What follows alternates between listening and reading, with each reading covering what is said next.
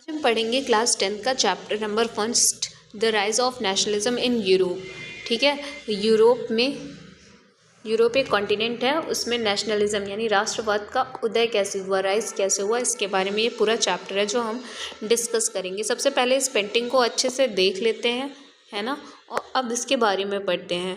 तो ये है एक dream of world wide democratic and social Republic के, मतलब एक सपना है वर्ल्ड वाइड, कैसे संसार में ना सोशल और रिपब्लिक जो है डेमोक्रेटिक फैलेंगे। And the pact between nations, a print, कैसे लोगों के बीच में ना सामंजस्य बनेगा, पैक्ट बनेगा। ये देख सकते हैं आप लोग, फ्लैग्स है हाथ में। अभी नीचे पेंटिंग डिस्क्राइब की गई है। A print prepared by the Frederic Sorrieu in 1848। तो ये जो पेंटिंग है वो बनाई किसने है, 1848 में बनाई है फ्रेडरिक सोरियो ने। और यहाँ पे क्या है ना, डेमोक्रेटिक एंड सोशल रिपब्लिक के बारे में अभी हम लोग आगे पढ़ेंगे, इसके लिए बिल्कुल भी कंफ्यूज नहीं होना है। तो 1848 में ये जो फ्रेडरिक सोरियो हैं, ये एक फ्रेंच आर्टिस्ट थे। इन्होंने प्रिपेयर की एक सीरीज़ ऑफ 4 प्रिंट्स। तो 4 प्रिंट्स इन्होंने बनाए थे सीरीज़ में। विजुअलाइजिंग, देख क्या रहे थे, एक सपना जो कि world made up of democratic and social republics. World कैसा बनने वाला था, पूरा संसार जो है ना वो डेमोक्रेटिक बनने वाला था और एक सोशल रिपब्लिक बनने वाला था। एज ही कॉल्ड दैम, जैसे कि वो उन्हें कहते थे। तो जो पहला प्रिंट है, मतलब ये वाला फिगर फर्स्ट है, इसमें दिखा रहा है ये वाले फिगर में कि of the series shows the people of Europe and America, man and women of all ages and social classes. तो इस सीरीज़ में दिखा रहा है कि जितने भी लोग हैं ना, कहाँ के, यूरोप के और अमेरिका के, वो चाहे वो औरत हो या फिर आदमी हो, सभी एजेस के, ऑल एजेस के और सभी सोशल क्लासेस के। ठीक है, सोशल क्लासेस क्या होती है ना, आपको पता है कि जो समाज है ना हमारा, कई चीज़ों में ऊंच नीच ये सारी चीज़ों में बटा हुआ है।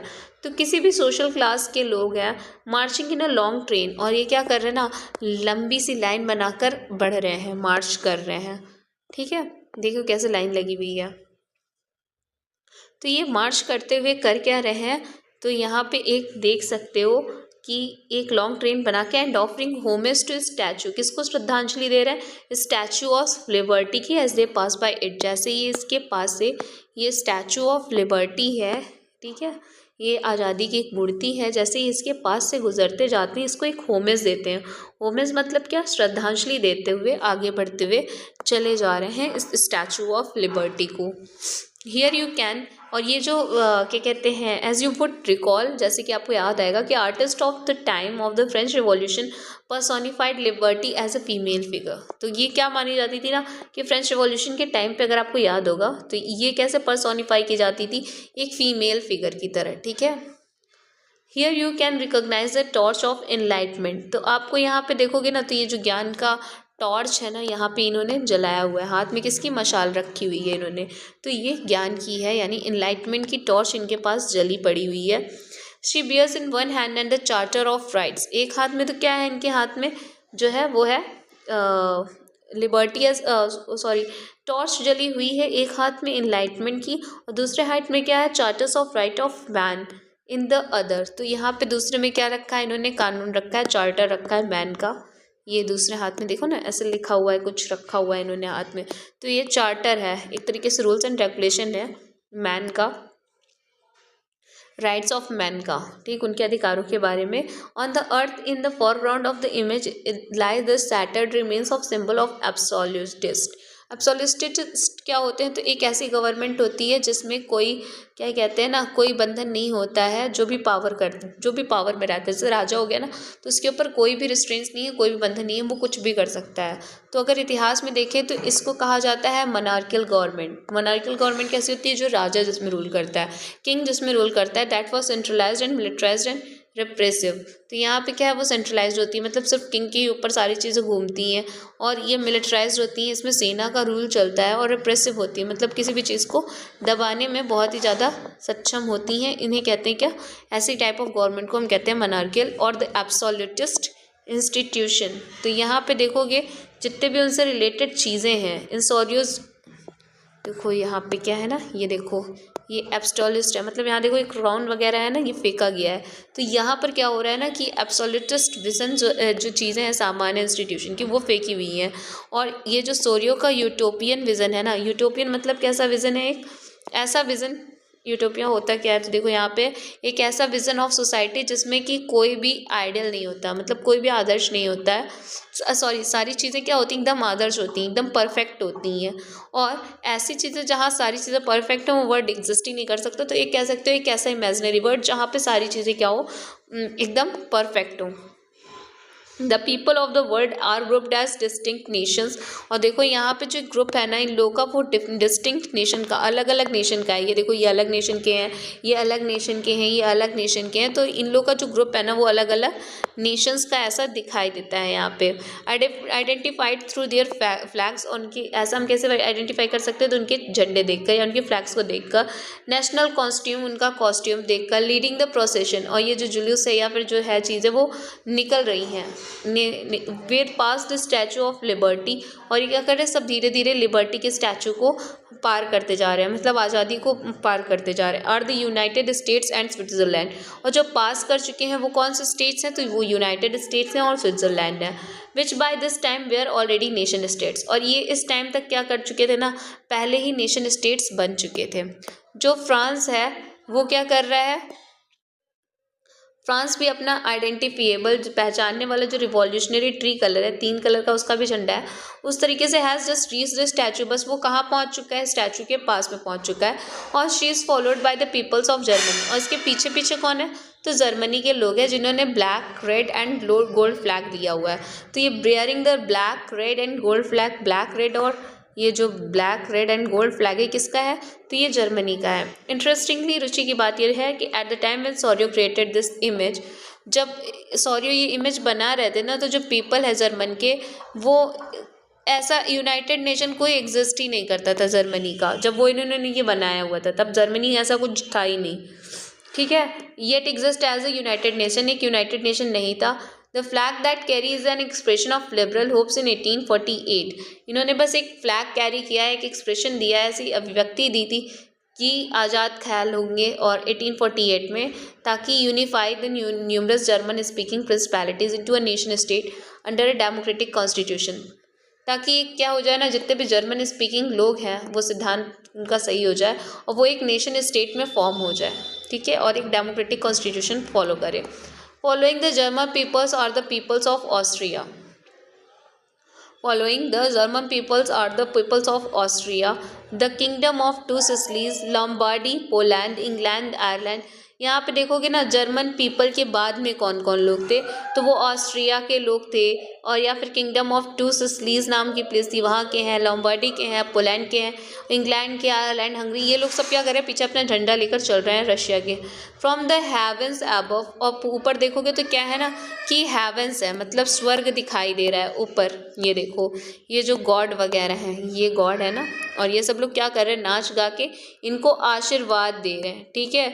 और यहाँ पे देखो लिखा क्या है, फ्रैटरनाइट, मतलब फ्रैटर्निटी, जो भाई बंधुत्वता है उसका मैसेज ये दे रहे हैं, कहाँ पे, ये ऊपर गॉड, ठीक है। From the heavens above the Christ upon the scene, they have been use by the artist to symbolise. तो ये क्या सब दिखा रहे हैं, फ्रैटर्निटी दिखा रहे हैं, भाई बंधुत्वता दिखा रहे हैं, जो नेशंस के बीच में बनने वाली है पूरे संसार में, उसके बारे में बात कर रहे हैं। तो ये जो चैप्टर ना किससे डील करेगा, तो बहुत टाइप की इश्यूज़ हैं जो इस चैप्टर में हम लोग डील करेंगे, जो कि किसके द्वारा देखे हैं, सोरियो के द्वारा गए हैं फिगर 1 में।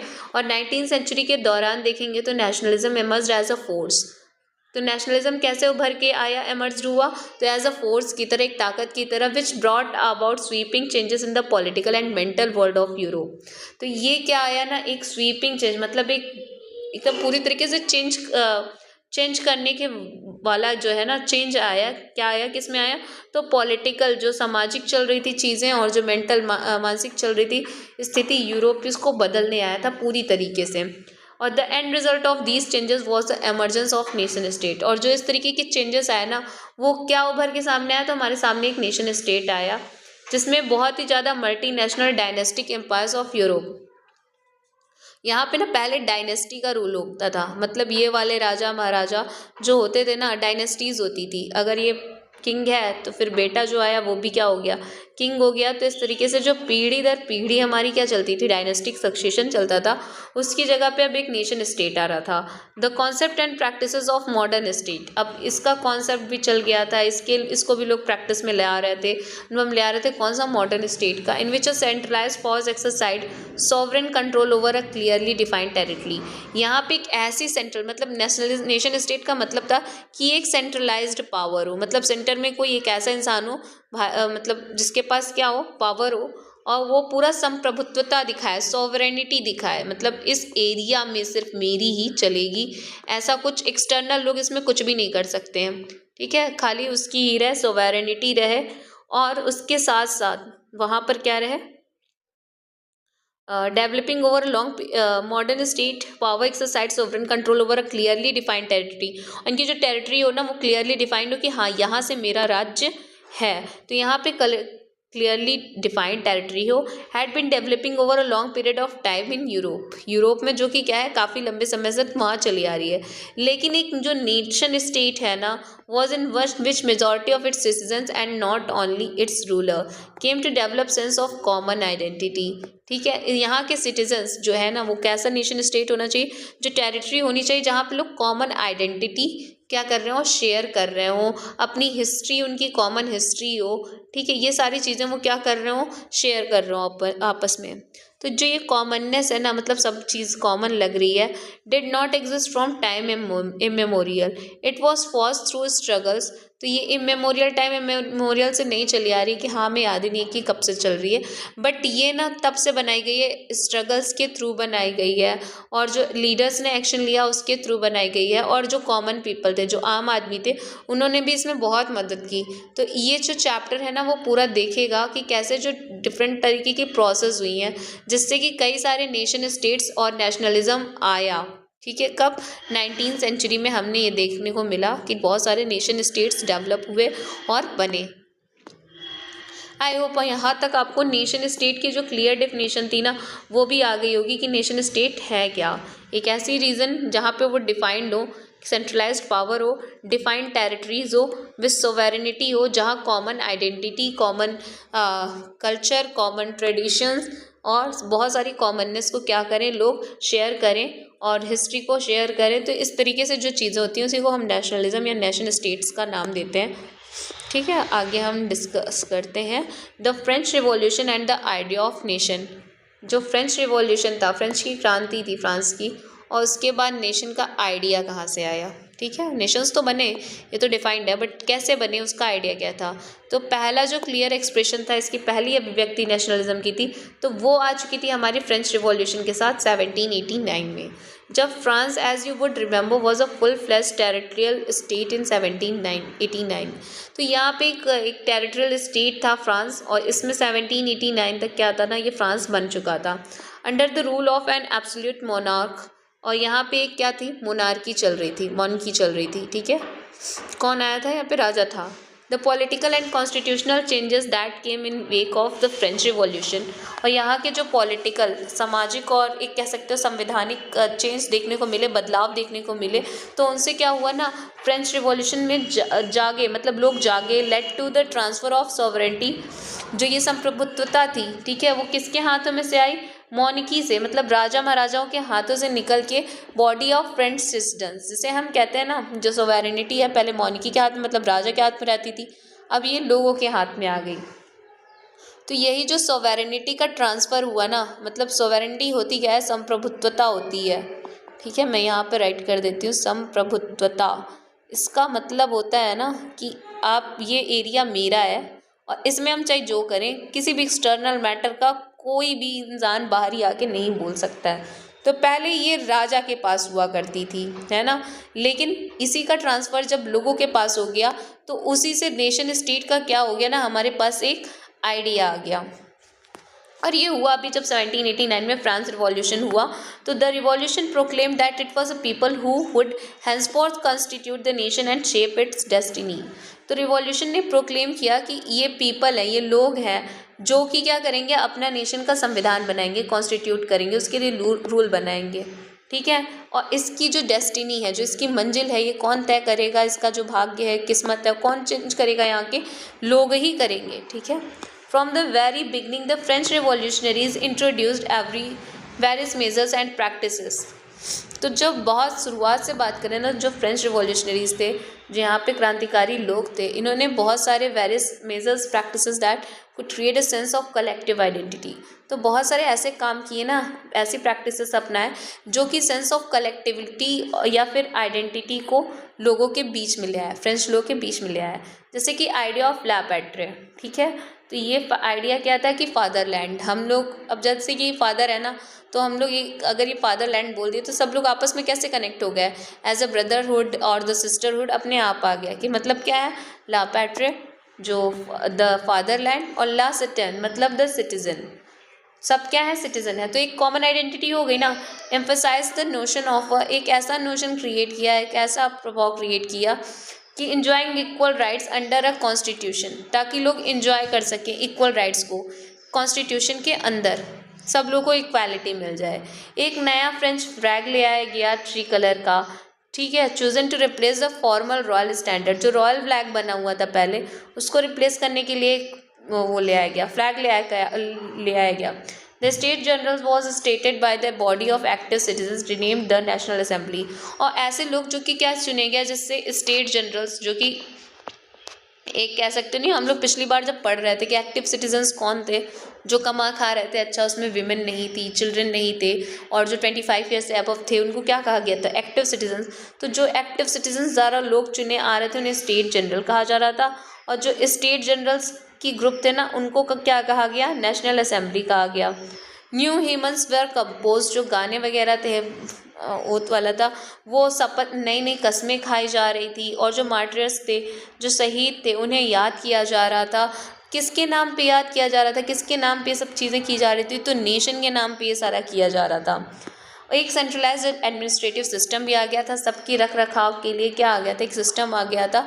तो uniform laws of for all citizens within its territories, एक ऐसा एडमिनिस्ट्रेटिव सिस्टम आ गया जिससे कि क्या हो सकता था, सबके ऊपर अच्छे खासे तरीके से लॉ को एक्टिवेट कर, मतलब कि कह सकते हो यूनिफॉर्म लॉ, सबके लिए एक जैसा लॉ बन रहा था टेरिटरी में। Internal customs duties and dues were abolished, जितने अंदर क्या कर रहे थे, टैक्स लग रहे थे, कस्टम ड्यूटीज़ क्या थी, जितने भी टैक्स टाइप, एक टैक्स का टाइप होता है कस्टम ड्यूटीज़, इनको अबॉलिश कर दिया गया, ठीक है।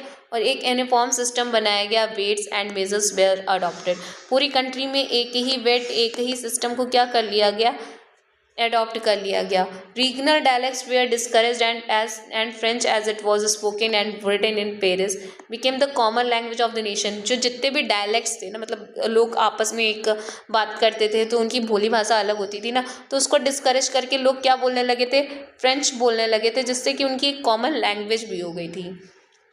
पहले से पेरिस में लिखा जाता था, लेकिन अब ये क्या हो गई थी, नेशन की लैंग्वेज बन गई थी, पूरे स्टेट की या पूरे उसकी नेशन की लैंग्वेज बन चुकी थी।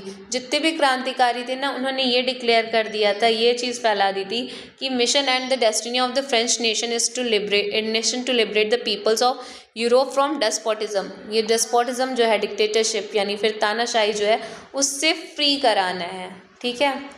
इन्होंने ये डिक्लेयर कर दिया था कि जो भाग्य है ना, मतलब ये जो काम है या मंजिल है फ्रेंच नेशन की, तो वो आज़ाद करवाना है जितने भी यूरोप के लोग हैं, किनसे, इन डिक्टेटरशिप से और तानाशाही से। In other words to help the other peoples of Europe to become nations, ताकि क्या है, यूरोप ना डेस्पोटिज्म से मुक्त हो जाए और एक नेशन बन जाए। When the news of events in France reached the different cities of Europe, जब यूरोप की जो फ्रांस की कहानी थी ना, वो अलग अलग सिटीज़ में जाने लगी यूरोप की, तो जितने स्टूडेंट्स थे या फिर other members of educated middle class थे, तो ये जैकोबिन क्लब्स में बैठने लगे। हम लोगों ने पढ़ा भी था, पिछली बार डिस्कस भी किया था कि जैकोबिन क्लब्स क्या थे। Their activities and campaigns prepared by the way of French armies which moved into Holland. तो इनकी एक्टिविटीज़ और जो कैंपेन्स थे, ये क्या कर रहे थे ना, जो भी काम कर रहे थे, वो फ्रेंच आर्मी कहाँ पे मूव कर गई, कहाँ चली गई थी, तो हॉलैंड चली गई थी। फिर उसके बाद बेल्जियम चली गई, फिर स्विट्ज़रलैंड और फिर इटली में, तो लगभग 1790s में। When with the outbreak of the revolutionary wars, the French armies began to get the idea of nationalism abroad. और इस तरीके से जो फ्रेंच आर्मी थी ना, वो अपना आइडिया कहाँ तक लेके पहुँच गई थी, तो वो अब्रॉड तक, मतलब विदेशों तक अपना आइडिया क्या करके लेके पहुँच गई थी। तो जैसे ही क्या, फ्रेंच आर्मीज कहाँ पे, हॉलैंड में, बेल्जियम में, स्विट्ज़रलैंड में और इटली में भी इवन। तो यहाँ पे नेशनलिज्म का आइडिया कहाँ चला गया, विदेशों में चला गया। देख सकते हैं आप लोग, तो यहाँ पे क्या है ना कि Europe after the Congress of Vienna, लगभग 1850 में यूरोप की ऐसी हालत थी। यहाँ पे देख रहे हो कहीं पे आपको जर्मनी, फ्रांस वगैरह, ये देखिए आपको फ्रांस दिखाई देगा, फ्रांस के बगल में, बट यहाँ पे कहीं भी जर्मनी का नाम नहीं है। इवन यहाँ पे हम प्रूशिया देख सकते हैं, नीदरलैंड्स देख सकते हैं, बट कहीं भी जर्मनी का नाम नहीं है, इटली का भी नाम नहीं है। यहाँ पे आप kingdom of two Sicily, Sardinia, small states, बहुत सारी चीज़ों का नाम देखेंगे, बट कहीं भी जो हमें नेशन स्टेट देखने को बहुत कम मिलते हैं। Within the wide swathe of territory that came under his control, जो एक स्वैथ क्या होता है ना, बहुत ही चौड़ा चीज़ होती है, जगह होती है, तो एक बहुत ही स्वैथ आ गया था टेरिटरी का, केम अंडर हिज कंट्रोल, अंदर आ गया था कंट्रोल में। Napoleon set about introducing many of the reformers that he had already introduced in France, तो ये नेपोलियन ने बहुत सारे रिफॉर्म्स को, सुधार को फ्रांस में लेकर आया था। Through a return to monarchy, Napoleon had no doubt destroyed democracy in France. ठीक है, तो बहुत सारे सुधार तो किए, लेकिन उसने क्या ख़त्म कर दिया था, तो डेमोक्रेसी को फ्रांस में ख़त्म कर दिया था। लेकिन जैसे ही वो एडमिनिस्ट्रेटिव फील्ड में आया, तो उसने बहुत सारे रिवॉल्यूशनरी प्रिंसिपल्स उठाए, जिससे कि क्या हुआ ना, whole system more rational and efficient. तो ये जो इसने काम किया था ना, मतलब इतना अच्छा इसने सिद्धांत वगैरह बनाए कि पूरा का पूरा सिस्टम बहुत ही अच्छे तरीके से चलने लगा था, इफ़िशिएंट तरीके से चलाने में कोई दिक्कत नहीं हो रही थी। और तभी उसी में देखा जाए तो सिविल कोड ऑफ 1804 आया, जिसे नेपोलियनिक कोड के नाम से भी जाना जाता था। तो इसने क्या किया ना, जितने भी प्रिविलेजेस थे बर्थ के नाम पे, बाय बर्थ, कि आप राजा हो तो राजा रहोगे, मतलब बाय बर्थ में आप ब्राह्मण, जैसे कि अपने यहाँ होता है ब्राह्मण खानदान में हो गए, या फिर एक तरीके से हम कह सकते हैं ना कि यहाँ पर जो भी बाय बर्थ प्रिविलेज हुआ करता था, उसको ख़त्म कर दिया गया। इस्टेब्लिश्ड इक्वालिटी, लोगों के बीच में कुछ ज़्यादा इक्वालिटी गुजार दी गई बिफोर द लॉ, कि लॉ के सामने, कानून के सामने सब समान है।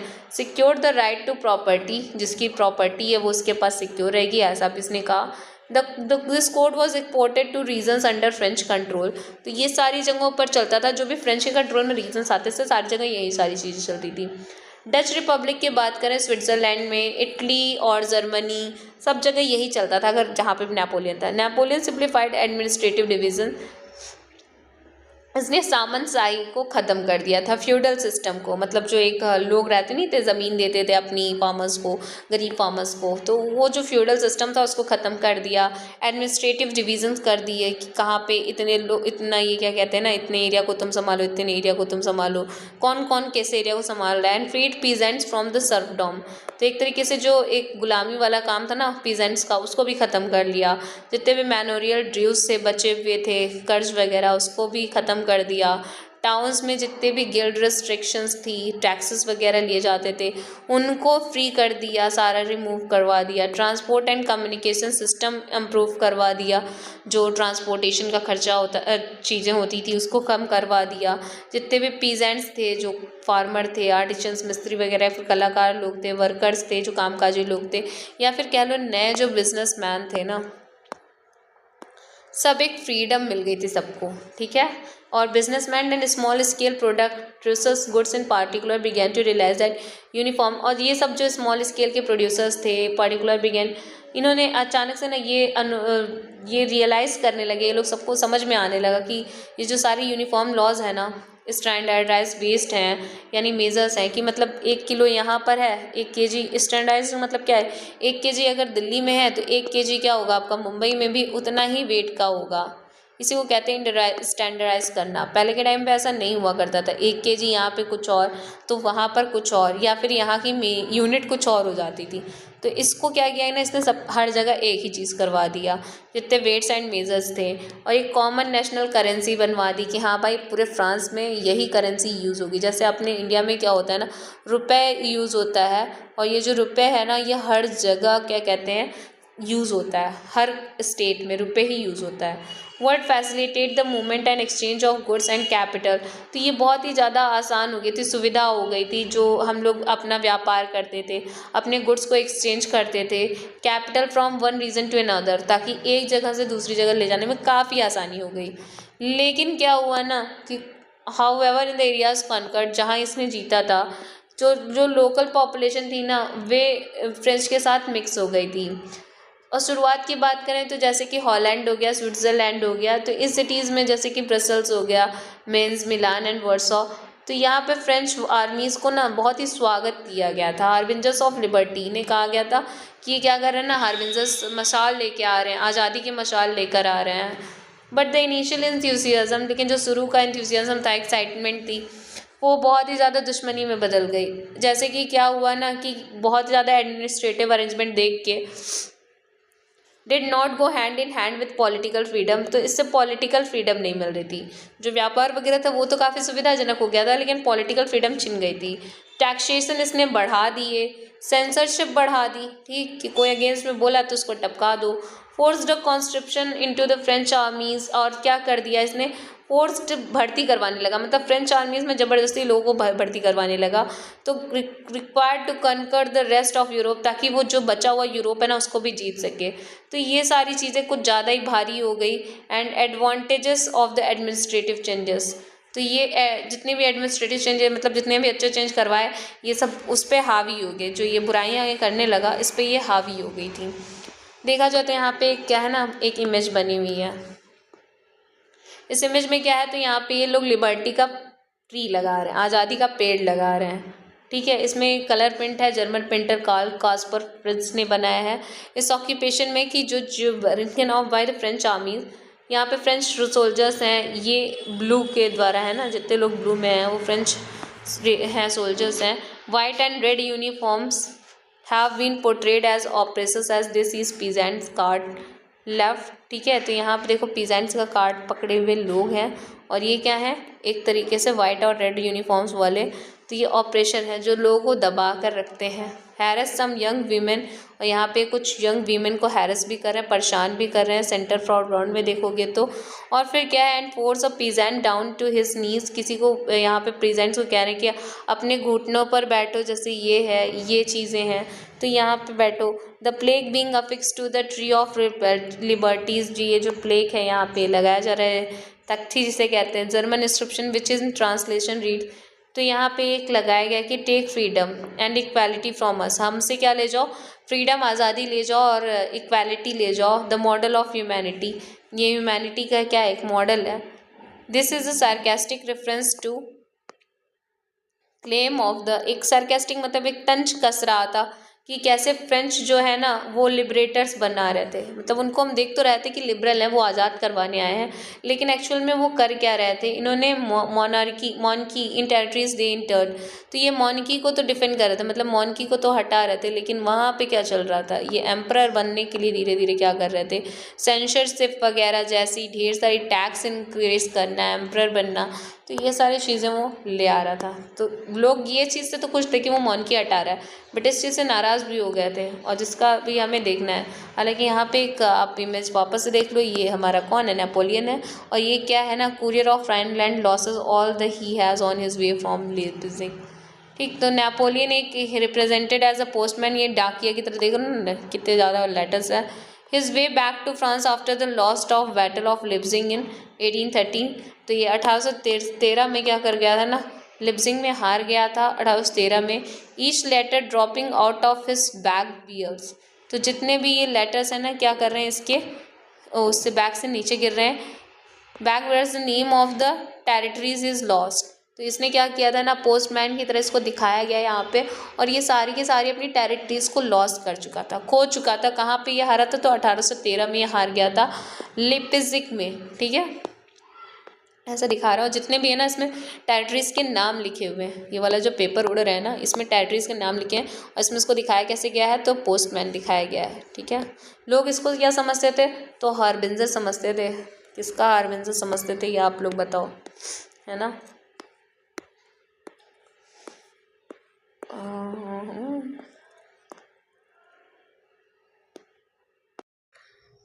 तो अब हम पढ़ेंगे द एज ऑफ रिवॉल्यूशन। 1830 से 1848 के बीच में आखिर यूरोप में चल क्या रहा था। A conservative regimes tried to consolidate their power. तो एक जो कंजर्वेटिव हमने देखा कि कंजर्वेटिव लोग क्या करने लगे थे, यहाँ पर रूल करने लगे थे। बर्बन डायनेस्टी को वापस से रिस्टोर कर दिया गया था। तो अब इनकी जो ये रिजाइम थी ना, मतलब रिजाइम में इन द सेंस कि जो यहाँ पे ये लोग रूल कर रहे थे, तो ये अपनी पावर को कंसोलिडेट करने लगे, इकट्ठा करने लगे। और जितने भी लिबरलिज्म थे और नेशनलिज्म, ये लोग ना रिवॉल्यूशंस में आ गए। मतलब चल किन की रही थी, कंजर्वेटिव्स की। तो जितने भी लिबरलिज्म और नेशनलिज्म थे वो अब रिवॉल्यूशंस में आ गए थे। और बहुत सारे यूरोप में ना इटालियन और जर्मन स्टेट्स में, या फिर जो प्रोविंसेस थे ऑटोमन एम्पायर के, आयरलैंड के या पोलैंड के, तो यहाँ पे हमें क्या देखने को मिल रहा था, रिवॉल्यूशन बढ़ रहे थे। ठीक है, अब यहाँ पे रिवॉल्यूशंस क्या हो रहे थे, धीरे धीरे इंक्रीज हो रहे थे। जैसे कि हमने पीछे भी देखा कि वो क्या थी ना, सीक्रेट सोसाइटीज़ वगैरह बना रहे थे, फिलोसफर्स वगैरह के भी दिमाग में चीज़ें चल रही थी। तो these revolutions were led by liberal nationalist belonging to the educate middle class elite among were professionals schools. तो ये सब जो रिवॉल्यूशंस थे ना, ये किनके द्वारा चलाए जा रहे थे, तो ये चला रहे थे जो लिबरल नेशनलिस्ट थे, जो कहाँ से बिलोंग कर रहे थे, जो एजुकेटेड मिडिल क्लास थे, पढ़े लिखे जो मध्यम वर्गीय लोग थे। जैसे कि उसमें से कुछ लोग प्रोफेसर्स हुआ करते थे, है ना, स्कूल के टीचर्स हुआ करते थे, या फिर क्लर्क्स हुआ करते थे किसी भी कॉमर्शियल मिडिल क्लास के। तो इन ये लोग क्या कर रहे थे, रिवॉल्यूशंस चला रहे थे। The first upheaval took place in France in July 1830। तो जब पहली बार सबसे बढ़िया उथल पुथल मची ना, वो कब मची थी, तो जुलाई 1830 में मची हुई थी। द बourbon kings who had been restored to power during the conservative reaction after 1815, ठीक है, were now overthrown by liberal revolutionaries who called in a constitutional monarchy with Louis Philippe at its head. ठीक है, तो इन्होंने क्या कर दिया, जो रिस्टोर भी की ना, वो वहाँ पे अब ये क्या हो गया, लिबरल जितने भी रिवॉल्यूशनरीज थे, जितने भी क्रांतिकारी थे लिबरल वाले, आज़ाद ख्यालात वाले, तो उन्होंने एक कॉन्स्टिट्यूशनल मोनार्की लगा दी।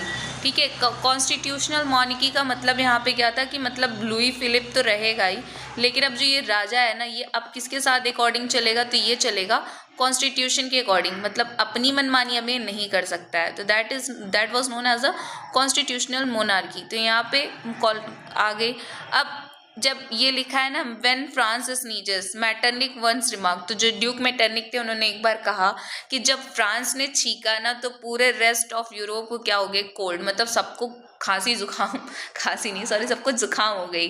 The July revolution sparked an uprising in Brussels. अब ये जो जुलाई के रिवॉल्यूशन थे, जो हर जगह शुरू हो गए थे, तो वहाँ पे पहले कहाँ पे आया, तो ब्रसल्स में देखने को लिखा, जहाँ पे क्या थे ना, बेल्जियम के लोग थे। ठीक है, ये कहाँ से अलग हो गया, तो यूनाइटेड किंगडम ऑफ नीदरलैंड से। मतलब ये जो छोटे छोटे रिवॉल्यूशंस हो रहे थे, उसमें क्या हुआ, जो यूनाइटेड किंगडम ऑफ नीदरलैंड था वो किससे अलग हो गया, तो वो बेल्जियम से अलग हो गया। An event that mobilized nationalist feelings among the educated elite across Europe was the Greek War of Independence।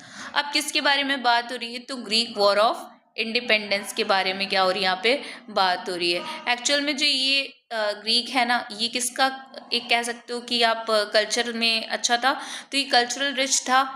Greece has been part of the cultural rich था क्रिश्चियनिटी का, तो Greece had been part of Ottoman empire. और ये part किसका हुआ करता था, Ottoman empire का, जो जनरली क्या है ना, मुस्लिम्स को रिप्रेजेंट करता था। जबकि 15th सेंचुरी से किसका पार्ट था, तो ये था ऑटोमन एम्पायर का। The growth of revolutionary nationalism in Europe is part of struggle for among independence amongst the Greeks. ठीक है, तो जो ये रिवॉल्यूशनरी एक्टिविटीज़ चल रही थी और नेशनलिज्म की फीलिंग आ रही थी लोगों के बीच में, तो वहीं पे क्या हुआ ना कि यहाँ पे भी रिवॉल्यूशन स्टार्ट हो गया, कब, 1821 में। और जो नेशनलिस्ट थे ग्रीस में ना, उन्होंने क्या सपोर्ट करना स्टार्ट कर दिया, Greeks living in exile also for many west Europeans who had sympathised for ancient Greek culture. ठीक है, तो जितने भी बाहर रह रहे थे ग्रीक में, एग्जाइल में, मतलब निकाल दिया गया था जिन्हें, वो वहाँ पे, और बहुत सारे वेस्ट यूरोपियन, सबको ना सिंपैथी आ गई किस बेचारे ग्रीक वालों से। तो इन्होंने ग्रीक कल्चर, अब जितने भी पोएट थे, कवि थे, आर्टिस्ट थे, कलाकार थे, उन्होंने बहुत ही ज़्यादा प्रशंसा की। लॉर्डेड मीन्स क्या होता है, प्रशंसा करना। और ग्रीस को क्या कहा, क्रैडल कहा, पालना कहा। किस चीज़ का? जितनी भी यूरोपियन सभ्यता थी उसका पालना कहा गया ग्रीस को। And mobilise public opinion to support its struggle against Muslim empire, और इसके सपोर्ट किया गया, मतलब जितने अगर आसपास के लोग थे या जितने भी थे सबने इसको सपोर्ट किया ताकि ये मुस्लिम एम्पायर के हाथ से क्या हो सके, बच निकले। The English poet Lord Byron organise fund and later went to fight in the war. तो जो इंग्लिश पोएट थे ना, ये लॉर्ड बायरन, इन्होंने भी क्या किया, बहुत सारे फंड्स मतलब पैसे दिए किसके लिए, जाने के लिए, वॉर में लड़ने वॉर के लिए। और बाद में क्या हुआ ना, ये वॉर में भी गए, लड़ने भी गए, जहाँ पे ये मर भी गए थे 1824 में। ठीक है, क्या हुआ 1824 में इनकी डेथ हो जाती है। लेकिन जो ट्रीटी ऑफ कॉन्स्टेंटिनोपल है ये साइन होती है 1832 में, और फिर क्या किया जाता है कि जो ग्रीस है ना उसको एक इंडिपेंडेंट नेशन डिक्लेयर कर दिया जाता है। तो यहाँ तक की बात हो गई। अब the romantic imagination and national feeling, जो ये प्यार भरी इमेजिनेशन थी, ठीक है, और किसकी फीलिंग आ रही थी, नेशनल की। तो उसमें क्या हो रहा था, the development of nationalism did not come about only Wars and territorial expansion. तो जो ये नेशनलिज्म की फीलिंग थी ना, ये सिर्फ इसके बारे में नहीं थी कि हमारा जो टेरिटरी है वो इंक्रीज हो जाए। Cultural played an important role in creating the idea of the nation. तो जो ये हमारा कल्चर है ना, ये सबसे ज़्यादा जो हमारी संस्कृति है ये बहुत इंपॉर्टेंट रोल प्ले की कि हम लोग एक नया नेशन बनाए। जैसे कि हमारी जो आर्ट थी, poetry, stories and music help express and shape nationalist feeling. तो कुछ हमने एक, जैसे कि होता नहीं है भारत माता की पेंटिंग बनाना, तो आर्ट से हम लोग को ये मतलब कि एक ऐसी फीलिंग्स देना कि हम दोनों लोग की सेम आइडेंटिटी है। तो ऐसे आर्ट हो गई, पोएट्रीज हो गई, जैसे अभी हमारा नेशनल एंथम वगैरह हो गया, स्टोरीज हो गई, कहानियाँ हो गई, जो वेलर की कहानियाँ, हमारी जो मतलब जो फ्रीडम फाइटर्स की स्टोरीज है, गाने हो गए, कुछ म्यूजिक ऐसी हो गई, तो ये सारी नेशनलिस्ट फीलिंग को जगा रही थी। तो जैसे कि अगर let us look at a romanticism, एक रोमांटिसिज्म पे देखा जाए क्या चीज़ें हैं, तो एक कल्चरल मूवमेंट था। रोमांटिसिज्म क्या था, तो एक कल्चरल मूवमेंट था जो कि क्या ला रहा था, लोगों के बीच में सॉर्ट कर रहा था, सॉर्ट करने मतलब लाना एक particular form of nationalist sentiment, जो भावनाएं हैं नेशनलिस्ट सेंटिमेंट की, वो क्या कर रहा था, उसको ले आ रहा था, डेवलप कर रहा था लोगों के बीच में। Romantic artist and poet generally criticise the glorification of reason and science. तो ये रोमांटिक आर्टिस्ट थे ना, मतलब कलाकार थे, और जो पोएट्स थे ना, ये क्रिटिसाइज करते थे, किस चीज़ की निंदा करते थे, जो रीज़न और साइंस की बातें होती हैं भाई, क्योंकि इन्हें तो सेंटिमेंट से लेना था। अब अगर लॉजिकल बात करते तो जो जहाँ था वो वहीं से ही था। यहाँ पे देखो तो एक पेंटिंग बनाई गई है, ठीक है, ये देखो ये वाली पेंटिंग वैसे भी लिखी गई होगी। तो यहाँ पे एक मैसेक्रा एट चियोस है, ठीक है, द फ्रेंच पेंटर डेक्लोरेक्स। तो यहाँ पे एक फ्रेंच पेंटर है, कौन है, डिलैक्रॉइक्स। ये एक ना इम्पॉर्टेंट फ्रेंच रोमांटिक पेंटर्स में एक थे, और इन्होंने एक ही बड़ी सी पेंटिंग बनाई थी, ये लगभग इसका साइज है, मीटर में है, ठीक है। तो डिपिक्ट्स एन इंसिडेंट, एक ऐसा इंसिडेंट घटना दिखा रही है जिसमें 20,000 जो ग्रीक्स है ना, were said to have been killed by Turks. तो लगभग 20,000 ग्रीक्स क्या हो गए ना, थे ना, मार दिए गए थे। ऐसे कहा जाता है कि 20,000 वो जो ग्रीक्स हैं वेयर किल्ड बाय किसके द्वारा मार दिए गए थे, तो तुर्क्स द्वारा बना दिए गए थे आइलैंड ऑफ चियोस में। बाय ड्रामेटाइजिंग द इंसिडेंट, इन सब चीज़ों को ड्रामेटाइज तरीके से बना के, focusing on the suffering of women and children. और किस पे बेस बनाया कि हाँ, किस पे फोकस डाला, वीमेन एंड चिल्ड्रन कितना फेस किए, उसके बाद क्या उन्हें दुख दर्द पीड़ा हुई। एंड यूजिंग विविड कलर्स, बहुत सारे कलर्स डाले। Delacroix sought to appeal to the emotions of spectators. और डिलैक्रॉइस एक्चुअल में करना चाहते थे, तो एक अपील करना चाहते थे, इमोशनली अपील करना चाहते थे जो भी स्पेक्टेटर्स थे, जो भी देख रहे थे चीज़ों को। And create sympathy for Greeks, और इसको देखने के बाद किसके दिमाग में सिंपथी नहीं आ जाएगी, जहाँ पे ये 20,000 लोग क्या किए जा रहे हैं, देख रहे हो ये घोड़े से क्या कर रहा है, इस पर चढ़ा हुआ है, और यहाँ पे ये लोगों को क्या कर रहा है, वीमेंस और चिल्ड्रंस लोगों को मारे दे रहा है। तो भाई ऐसी जो स्थिति है ना, देख के किसे नहीं तरस आ जाएगा। तो सेम काम इन लोगों ने भी किया। And focus instead on emotions, institutions and mystical feelings. ठीक, तो यहाँ पे ये जो रोमांटिक चीज़ें थी ना, उस पर फोकस इस पे किया जा रहा था, इमोशन पे किया जा रहा था। मतलब साइंस और रीजनिंग को उतनी ज़्यादा वो नहीं है, इस पे नहीं चल रहे थे ये लोग, इमोशंस पे चल रहे थे। भाई हम लोग नेशनलिज्म पढ़ रहे हो, नेशनलिज्म भी क्या है, एक फीलिंग है। तो वहीं रोमांटिसिज्म भी एक ऐसी चीज़ थी जो लोगों के बीच में डेवलप कर रहा था, सेंटिमेंट्स को डेवलप कर रहा था अपने कंट्री के लिए।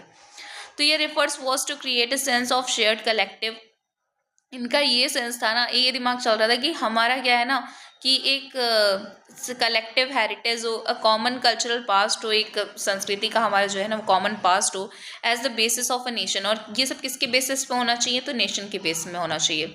Other romantic such as German philosopher, कुछ ऐसे जर्मन फिलोसफर जिसे कहते हैं जैसे जोहान गॉटर फ्राइड हो गए, हर्डर, तो ये सब भी इन्होंने कहा कि ये true German culture was to be discovered among the common people, das volk. ठीक है, तो इन्होंने कहा कि जैसे जर्मन फिलोसफर हो गए जोहान गटर फिर हर्डर ने, तो इन्होंने ये क्लेम किया कि जो है ना लोगों के बीच में, ठीक है, जो ट्रू जर्मन कल्चर है वो लोगों के बीच में है। और ऐसा कहने के लिए उन्होंने लिखा था इसको कहते थे das volk. It was through folk song, और फिर ये किससे कहा गया? फॉक सॉन्ग से किया गया, लोक गीत से, लोक कविताओं से, लोक नाच से। ठीक है, तो ये सारी चीज़ें ना नेशन वोल गेस्ट मतलब एक जब जहाँ पे भी हम एक रहते हैं ना कॉमन आइडेंटिटी शेयर करते हैं, तो हमारी एक लोकगीत कॉमन होता है, एक लोक कविता जो है ना वो हम लोग के बीच में होती है, उसी को क्या कहते हैं?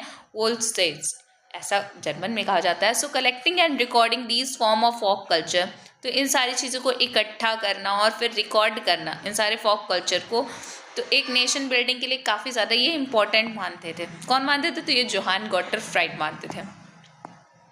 The emphasis on vernacular languages, जो क्षेत्रीय भाषा थी उस पर जोर दिया गया। And the collection of local folklore was not just to recover an ancient national spirit but also to carry the modern nationalist message to the large audience who were mostly illiterate। तो ये कर क्या रहे थे ना, तो क्षेत्रीय भाषाओं पे ज़्यादा जोर डाल रहे थे। और जो ये इनकी लोकल फोकलोर थी, मतलब जो भी लोग चीज़ें थी जितने भी थे, चाहे लोक संगीत हो चाहे जो भी हो, तो उन सब पे ना एक रिकवरी इसलिए नहीं कर रहे थे ताकि हम लोग जो पुरानी नेशनल वाली स्पिरिट है ना उसको जगाएं, बल्कि उन लोगों तक भी मॉडर्न नेशनलिस्ट का मैसेज ले जाएं, आधुनिक राष्ट्रवाद का मैसेज ले जाएं, जो कि एक बड़ी पब्लिक है और मोस्टली लिटरेट है, मतलब उसमें आधे से ज़्यादा लोग पढ़े नहीं हैं, उन तक भी वो चीज़ें पहुँचानी थी। तो this was specially so in the case of Poland. और ये ज़्यादातर ये केस जो देखने को मिला ना, वो कहाँ देखने को मिला? तो पोलैंड के केस में देखने को मिला, जहाँ पे जो had been partitioned at the end of 18th century, great powers Russia, Prussia and Austria. तो यहाँ पे ना कि देखा जाए तो 18th सेंचुरी के एंड में ना तीन ही ग्रेट पावर निकल के आई थी। वो कौन थी? रशिया थी, प्रूशिया और ऑस्ट्रिया, तीन पावर थी। तो अब even though Poland no longer existent and independent territory, अब ये इंडिपेंडेंट टेरिटरी रहा नहीं था, तो national feelings were kept alive through music and language. तो यहाँ पे जो भी नेशनलिस्ट की फीलिंग रखी थी कि हमें अब ये पोलैंड क्रिएट करना है, वो किसके थ्रू रखी गई थी? तो म्यूजिक एंड लैंग्वेज, मतलब वहाँ के कुछ म्यूजिक थे, गाने थे, एंड कुछ लैंग्वेजेस थी जिनके थ्रू इनको यहाँ पे नेशनलिज्म रखा गया था। अब ये करोल कुरपेंस्की हैं, ठीक, कौन है? करोल कुरपेंस्की। फॉर एग्जाम्पल के लिए लिया जाए तो इन्होंने एक नेशनल स्ट्रगल बनाया था ओपेराज एंड म्यूजिक्स का। ये ओपराज भी एक म्यूजिक फॉर्म ही है। Turning folk dances like the polonaise and mazurka into nationalist symbol, तो इन्होंने किसको नेशनलिस्ट बना लिया था? एक ओपेरा एंड म्यूजिक को। और फोक डांस जैसे कि पोलोनाइज वाले थे ना, कि किसको रिप्रेजेंट करते थे? तो एक्चुअल में पोलैंड को करते थे। एंड जो ये मजूरका है ना, इसको नेशनलिस्ट सिंबल में इन्होंने क्या कर दिया था? बना दिया था। Language too played an important role in developing nationalist sentiments, ठीक है, लैंग्वेज भी एक इंपॉर्टेंट रोल प्ले कर रही थी जो भी नेशनल सेंटिमेंट्स इन लोग के बन रहे थे। आप लोग देख रहे हो ना क्या क्या चीज़ें बन रही हैं। जैसे पोलैंड के केस में पूछा जाए तो पोलैंड्स में ये करोल कुरपेंस्की और ये सारी चीज़ें हैं ना, कि कैसे वो लोग मजूरका है, पोलोनाइज है, इन सब के थ्रू क्या कर रहे थे? अपनी आइडेंटिटी को कलेक्ट करके रख रहे थे। इवन अभी पोलैंड हमारी एक इंडिपेंडेंट जो है वो टेरिटरी नहीं बनी है।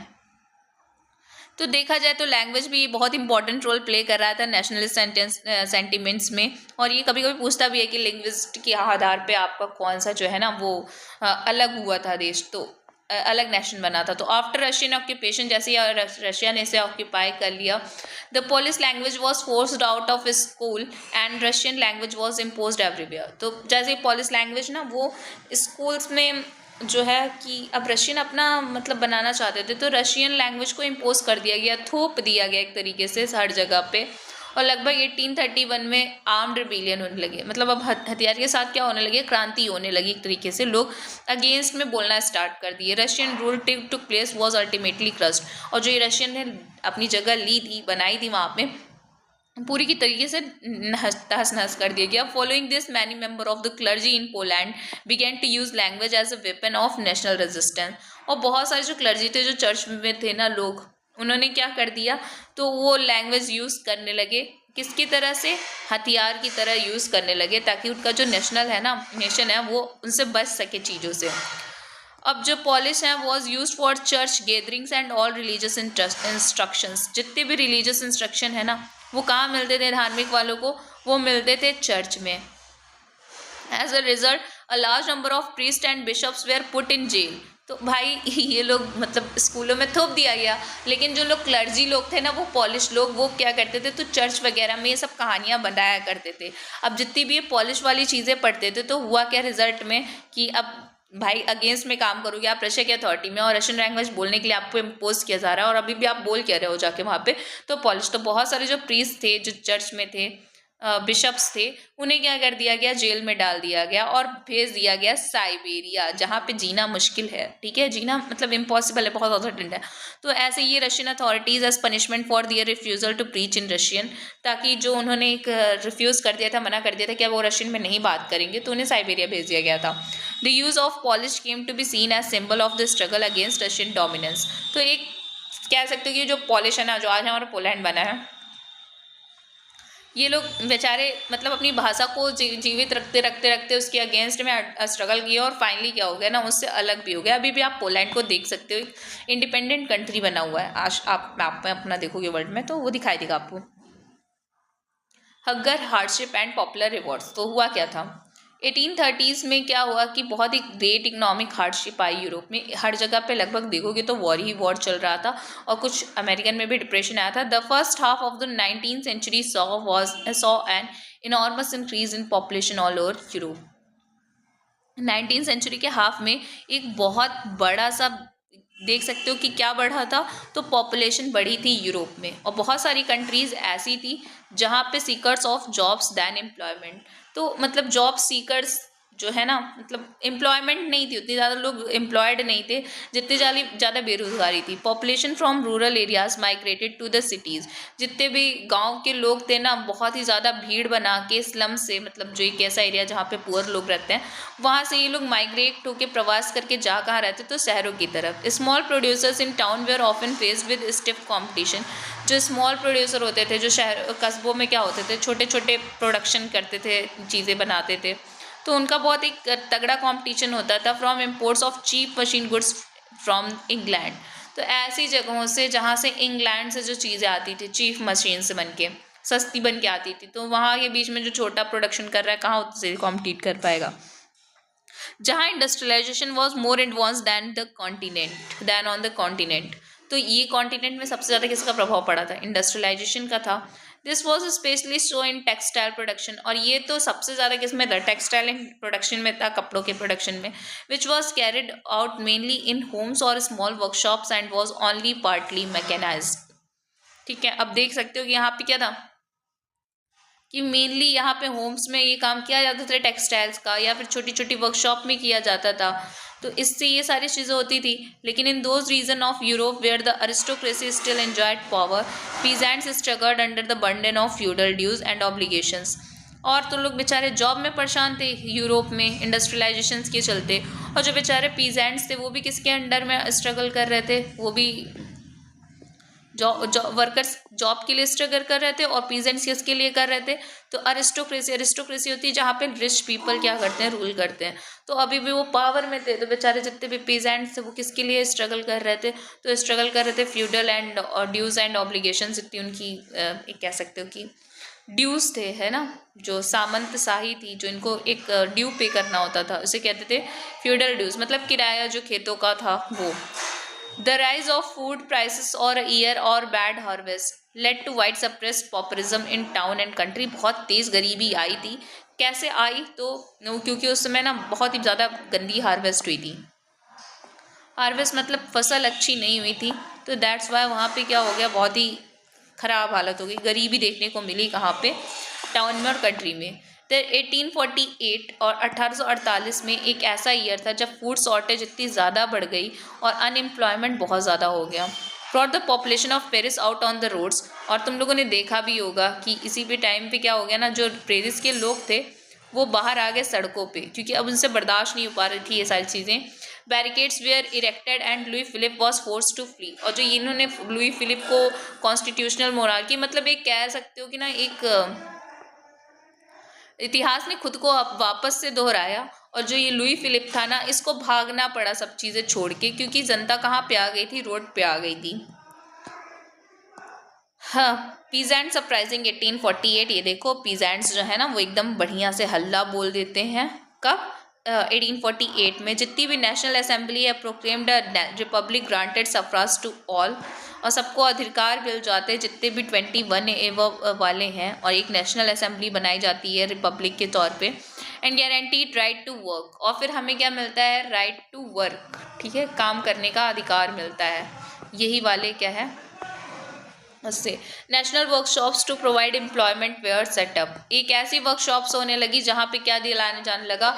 एम्प्लॉयमेंट दिलाया जाने लगा। और लगभग 1845 में ना जो वेवर्स हैं सेल्सिया में एक रिवॉल्ट करते हैं। जो बुनाई वाले थे भाई, वो रिवॉल्ट करने लगते हैं किसके? कॉन्ट्रैक्टर्स के अगेंस्ट में, जो कि उन्हें कच्चा माल दिया करते थे। And give them orders for finished. और फिर वो क्या करते थे कि कच्चा माल देने के बाद क्या करते थे, जब ऑर्डर फिनिश हो जाता था टेक्सटाइल्स, लेकिन ड्रास्टिकली रिड्यूस दियर पेमेंट। लेकिन अचानक से बताया था ना कि जब इंडस्ट्रियलाइजेशन वाला आप पढ़ोगे तो वहाँ पे देखोगे कि इंग्लैंड में आ गई थी इंडस्ट्रियलाइजेशन, जिसकी वजह से जो इंडस्ट्रियलाइजेशन आने की वजह से जो चीज़ें हैं ना वो काफ़ी लो कॉस्ट पे लोगों को अवेलेबल हो जाती थी। लो कॉस्ट या कह लो कि चीप कॉस्ट पे लोगों को चीज़ें अवेलेबल हो जा रही थी। तो अब कोई क्यों ही खरीदेगा इन लोगों को, क्या कहते हैं जो भी हैं। तो जितने भी ये वो थे ना कॉन्ट्रैक्टर्स थे, उन्होंने क्या कर दी, प्राइस बहुत ही, पेमेंट बहुत ही गंदे तरीके से इनकी घटा दी। तो जो जर्नलिस्ट है, एक जर्नलिस्ट है, कौन है? Wilhelm wolf. ये डिस्क्राइब करते हैं एक ऐसे सेल्सियन विलेज का सीन करते हैं। तो या डिस्क्राइब करते हैं कि इस विलेज में ना लगभग 18,000 क्या होते हैं, 18,000 इनहैबिटेंट्स होते हैं। कितने इनहैबिटेंट्स? 18,000 लोग होते हैं। Cotton weaving is the most widespread occupation. और सब लोग क्या करते हैं? कॉटन वेविंग का काम करते हैं। और बस ये मिजरी ये है लोगों की, ठीक, मिजरी क्या है इनकी? तो ये है कि ये जो वर्कर्स हैं ना ये बहुत ही ज़्यादा डेस्परेट हैं जॉब के लिए। Advantage of by the contractors to reduce the prices of the goods they order. तो क्या कर रहे हैं कि इनकी मिजरी, दुख दर्द इनका ये है कि इनको एक तो पहली बात जॉब चाहिए होती है, लेकिन जो इनकी जॉब की डेस्परेशन है ना उसका फ़ायदा कौन उठाता है? कॉन्ट्रैक्टर उठाता है। और इनकी जो प्राइस है ना गुड्स की, मतलब जो भी ये बना के देते हैं, उनको बहुत ही ज़्यादा कम कर देता है। तो लगभग 4 जून के 2 बजे, दिन के 2 बज रहे होते हैं, और एक बहुत बड़ी भीड़ जो है ना किसकी? वेवर्स की, बुनकरों की, वो इमर्ज आ जाती है, बाहर निकलती है। कहाँ से? अपने होम से। और फिर कहाँ, किधर की तरफ जाती है? तो पेरिस की तरफ पेरिस में क्या होती है ना, मैंशंस की तरफ जाती है, जो बड़े बड़े मैंशंस बने होते हैं, बंगले बने होते हैं कॉन्ट्रैक्टर्स के। तो अब और क्या करती है वहाँ जाकर? किसकी डिमांड करती है? हायर वेजेस की डिमांड करती है। लेकिन क्या हुआ जाता है ना, बहुत ही निंदात्मक तरीके से इन्हें डराया धमकाया जाता है, वहाँ से भगाया जाता है। Following this a group of them force their way into the house smash. और उसके बाद क्या हुआ कि एक जो ग्रुप होता है उसको काफ़ी गुस्सा आती है, तो वो जानबूझ के फोर्सफुली एंट्री करता है हाउस में। और जितनी स्मैश्ड होती हैं एलिगेंट विंडो, बहुत अच्छी अच्छी जो विंडोज़ लगी रहती हैं, विंडो पेंस कांच होते हैं, उनको तोड़ देते हैं। फर्नीचर को तोड़ते हैं, पोर्सिलेन जो भी चीज़ें बनी होती हैं मिट्टी, चीनी मिट्टी की, उनको सबको तोड़ देते हैं। और एक जो दूसरा ग्रुप है ना वो क्या होता है, स्टोर हाउस में घुस जाता है, वहाँ लूटपाट मचाता है सप्लाईज की, क्लोथ की जो। और उसके बाद क्या करता है, उसको टोर टू श्रेड्स, मतलब टुकड़ों में क्या करता है, काट देता है। जो कॉन्ट्रैक्टर होते हैं वो भाग जाते हैं अपनी फैमिली के साथ में बगल के विलेज में, जहाँ पे उन्हें शेल्टर देने से मना कर दिया जाता है। मतलब कह सकते हो कि शेल्टर क्या होता है भाई, हाँ, शेल्टर देने से इन्हें मना कर देते हैं, शरण देने से, ठीक है। तो अब he return 24 hour later having requested the army in the exchange that followed 11 wares out. अब ये 24 घंटे बाद सारे के सारे जो भाग गए होते हैं रिटर्न होते हैं, किसके साथ में? आर्मी के साथ में रिटर्न होते हैं। और इसके बाद क्या करते हैं ना, लगभग 11 जो वेवर्स होते हैं उनको मार दिया जाता है। तो ये कंडीशंस हो जाती हैं वहाँ पे लोगों की, ठीक है। तो आगे देखते हैं 1848 the revolutions of the liberals. अब 1848 में रिवॉल्यूशंस लिबरल्स का कैसे चला? तो ये जो पुअर्स के गरीब लोग रिवॉल्ट्स कर ही रहे थे, अनएम्प्लॉयड थे और भूखे भी थे, peasants and workers in many Europe countries in the year 1848 a revolution led by educated middle classes was underway।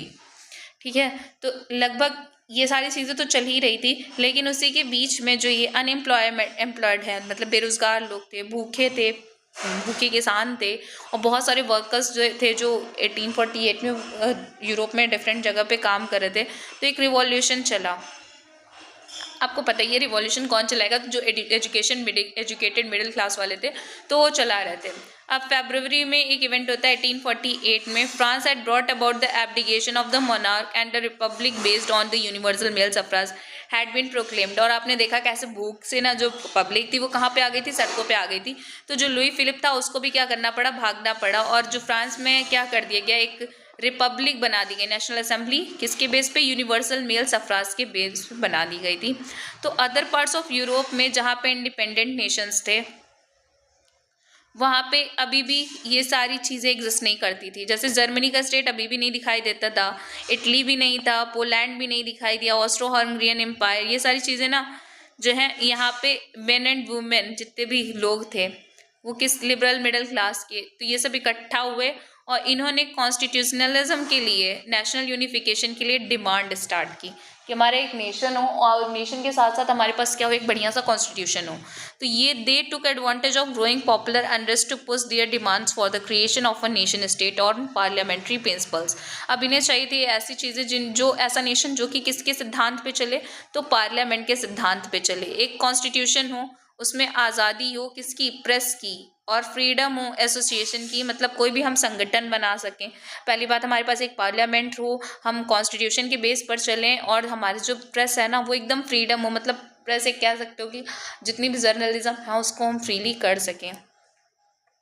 तो ये सब लोग की डिमांड थी। तो German regions a large number of political associations, सबसे ज़्यादा जो पॉलिटिकल एसोसिएशंस बने वो जर्मन में बने। तो मिडिल क्लास के थे प्रोफेशनल्स, बिजनेसमैन थे, प्रोफेशनल्स थे और बिजनेसमैन हो गए, और कुछ क्या थे ना अमीर जो कलाकार लोग थे, चित्रकार लोग थे, came in together in the city of Frankfurt. तो ये लोग सब लोग इकट्ठा होकर कहाँ आते हैं, फ्रैंकफर्ट की सिटी में आते हैं और निश्चय करते हैं, डिसाइड करते हैं कि जितने भी वोट है ना वो एक जर्मन नेशनल असेंबली को क्या करेंगे, बनाएंगे, वोट करेंगे। तो लगभग 18 मई 1848 को क्या होता है, 831 मेंबर्स जो होते हैं वो कहाँ जाते हैं, फेस्टिव प्रोसेसन, मतलब एक जाते हैं, और places in Frankfurt parliament convened in the church of Saint Paul. ठीक है, सेंट पॉल नाम का एक चर्च होता है, वहाँ पे सब इकट्ठा होते हैं, फ्रैंकफर्ट पार्लियामेंट बुलाती है वहाँ पे। दे ड्राफ्टेड अ कॉन्स्टिट्यूशन, और वहाँ पे क्या करते हैं, कॉन्स्टिट्यूशन बनाते हैं ताकि वहाँ पे एक German nation to be headed by a मॉनकी। उन्होंने कहा कि मतलब एक कॉन्स्टिट्यूशनल मोनार्की चाहिए, हमें ऐसा नहीं चाहिए कि हमारे पास राजा ना हो। ठीक है, राजा है तो राजा है, कोई दिक्कत नहीं है, हमें एक लीडर तो चाहिए, लेकिन उसके साथ साथ हमें किया क्या जाए कि एक कॉन्स्टिट्यूशन बनाओ जहाँ पे जो जर्मन है ना नेशन वो किसके द्वारा हेड किए जाएंगे, तो पार्लियामेंट के थ्रू। तो when the deputies offered the crown on these terms to Friedrich Wilhelm fourth, तो जब ये सब चीज़ें आती हैं किसमें, फ्रेडरिक विल्हेम फोर्थ पे आती हैं।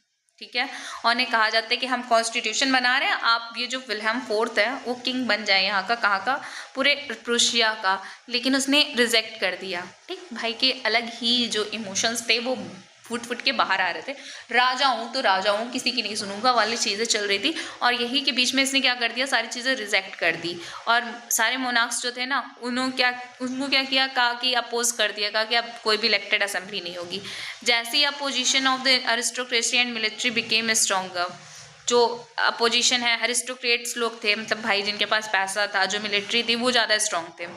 The social basis of parliament eroded, जो सोशल बेसिस था कि हम कॉन्स्टिट्यूशन के बेसिस पे राजा को रूल कर पाएंगे, पूरी तरीके से क्या कर दिया गया, उखाड़ के फेंक दिया गया था। Parliament was dominated by the middle classes who resisted the demands of worker. Parliament को कौन डोमिनेट कर रहा था, तो मिडिल क्लास थे जो कि इस चीज़ से रेजिस्ट कर रहे थे कि जो वर्कर्स की डिमांड है, जो आर्टिशंस का है, तो वो सारी चीज़ें अचानक से क्या हो गई, अपना सपोर्ट उन्होंने खो दिया। इन द एंड, और लास्ट में क्या हुआ, ट्रूप्स जो सेना की टुकड़ियाँ थी उनको बुलाई गई। In the end assembly was force to disband, और बहुत ही फोर्सफुली क्या कर दिया गया, जो इन लोगों ने चीज़ें बनाई थी उसको डिसबैंड कर दिया गया, मतलब ख़त्म करवा दिया गया कि ये सब काम यहाँ नहीं होंगे। यानी अब कोई भी मोनार्की जो है वो कॉन्स्टिट्यूशन पे बेस नहीं होगी। अब ये जो इश्यूज़ हैं पॉलिटिकल राइट्स के, अब भाई ये तो और ज़्यादा बढ़ गया, लोगों के दिमाग में आने लगा, कंट्रोवर्सीज चलने लगी। One with in the liberal movement जितने भी चल रहे थे, लोगों के दिमाग में आई कि भाई ये क्या ज़बरदस्ती थी कि हमने कहा तुम राजा रहो लेकिन तुम्हें नहीं बनना है राजा, मतलब कॉन्स्टिट्यूशन ही नहीं लेना है। तो एक लार्ज नंबर ऑफ वीमेन हैं, उन्होंने पार्टिसिपेट किया। अब वीमेन का भी भाई ये था कि भाई तुम तो बहुत काम कर रहे हो लेकिन हमारे लिए तो कुछ काम ही नहीं कर रहे हो, हमें तो पॉलिटिकल राइट मिल ही नहीं रहा है, हमें तो वोटिंग राइट से नहीं मिल रहा है। तो women had form their own political associations, उन्होंने खुद के पॉलिटिकल एसोसिएशन बनाए, न्यूज़पेपर्स चलाए and taken part in political meetings, जितनी भी पॉलिटिकल मीटिंग्स थी उन्होंने उसमें क्या किया, पार्टिसिपेट किया। Despite this they were denied, लेकिन फिर भी क्या हुआ ना, अच्छा ये देखो एक फेमिनिस्ट नाम का चीज़ है, तो वो था क्या एक्चुअल में, तो एक ऐसी अवेयरनेस आ गई थी, ऐसी जागरूकता आ गई थी वीमेंस को अपने अधिकारों के प्रति, based on the belief of social economic and political activity of the genders. तो ये जो जेंडर्स होते हैं ना, मतलब ये हम जेंडर्स क्या होता है ना, ऐसे चीज़ें डिफाइन करते हैं हम लोग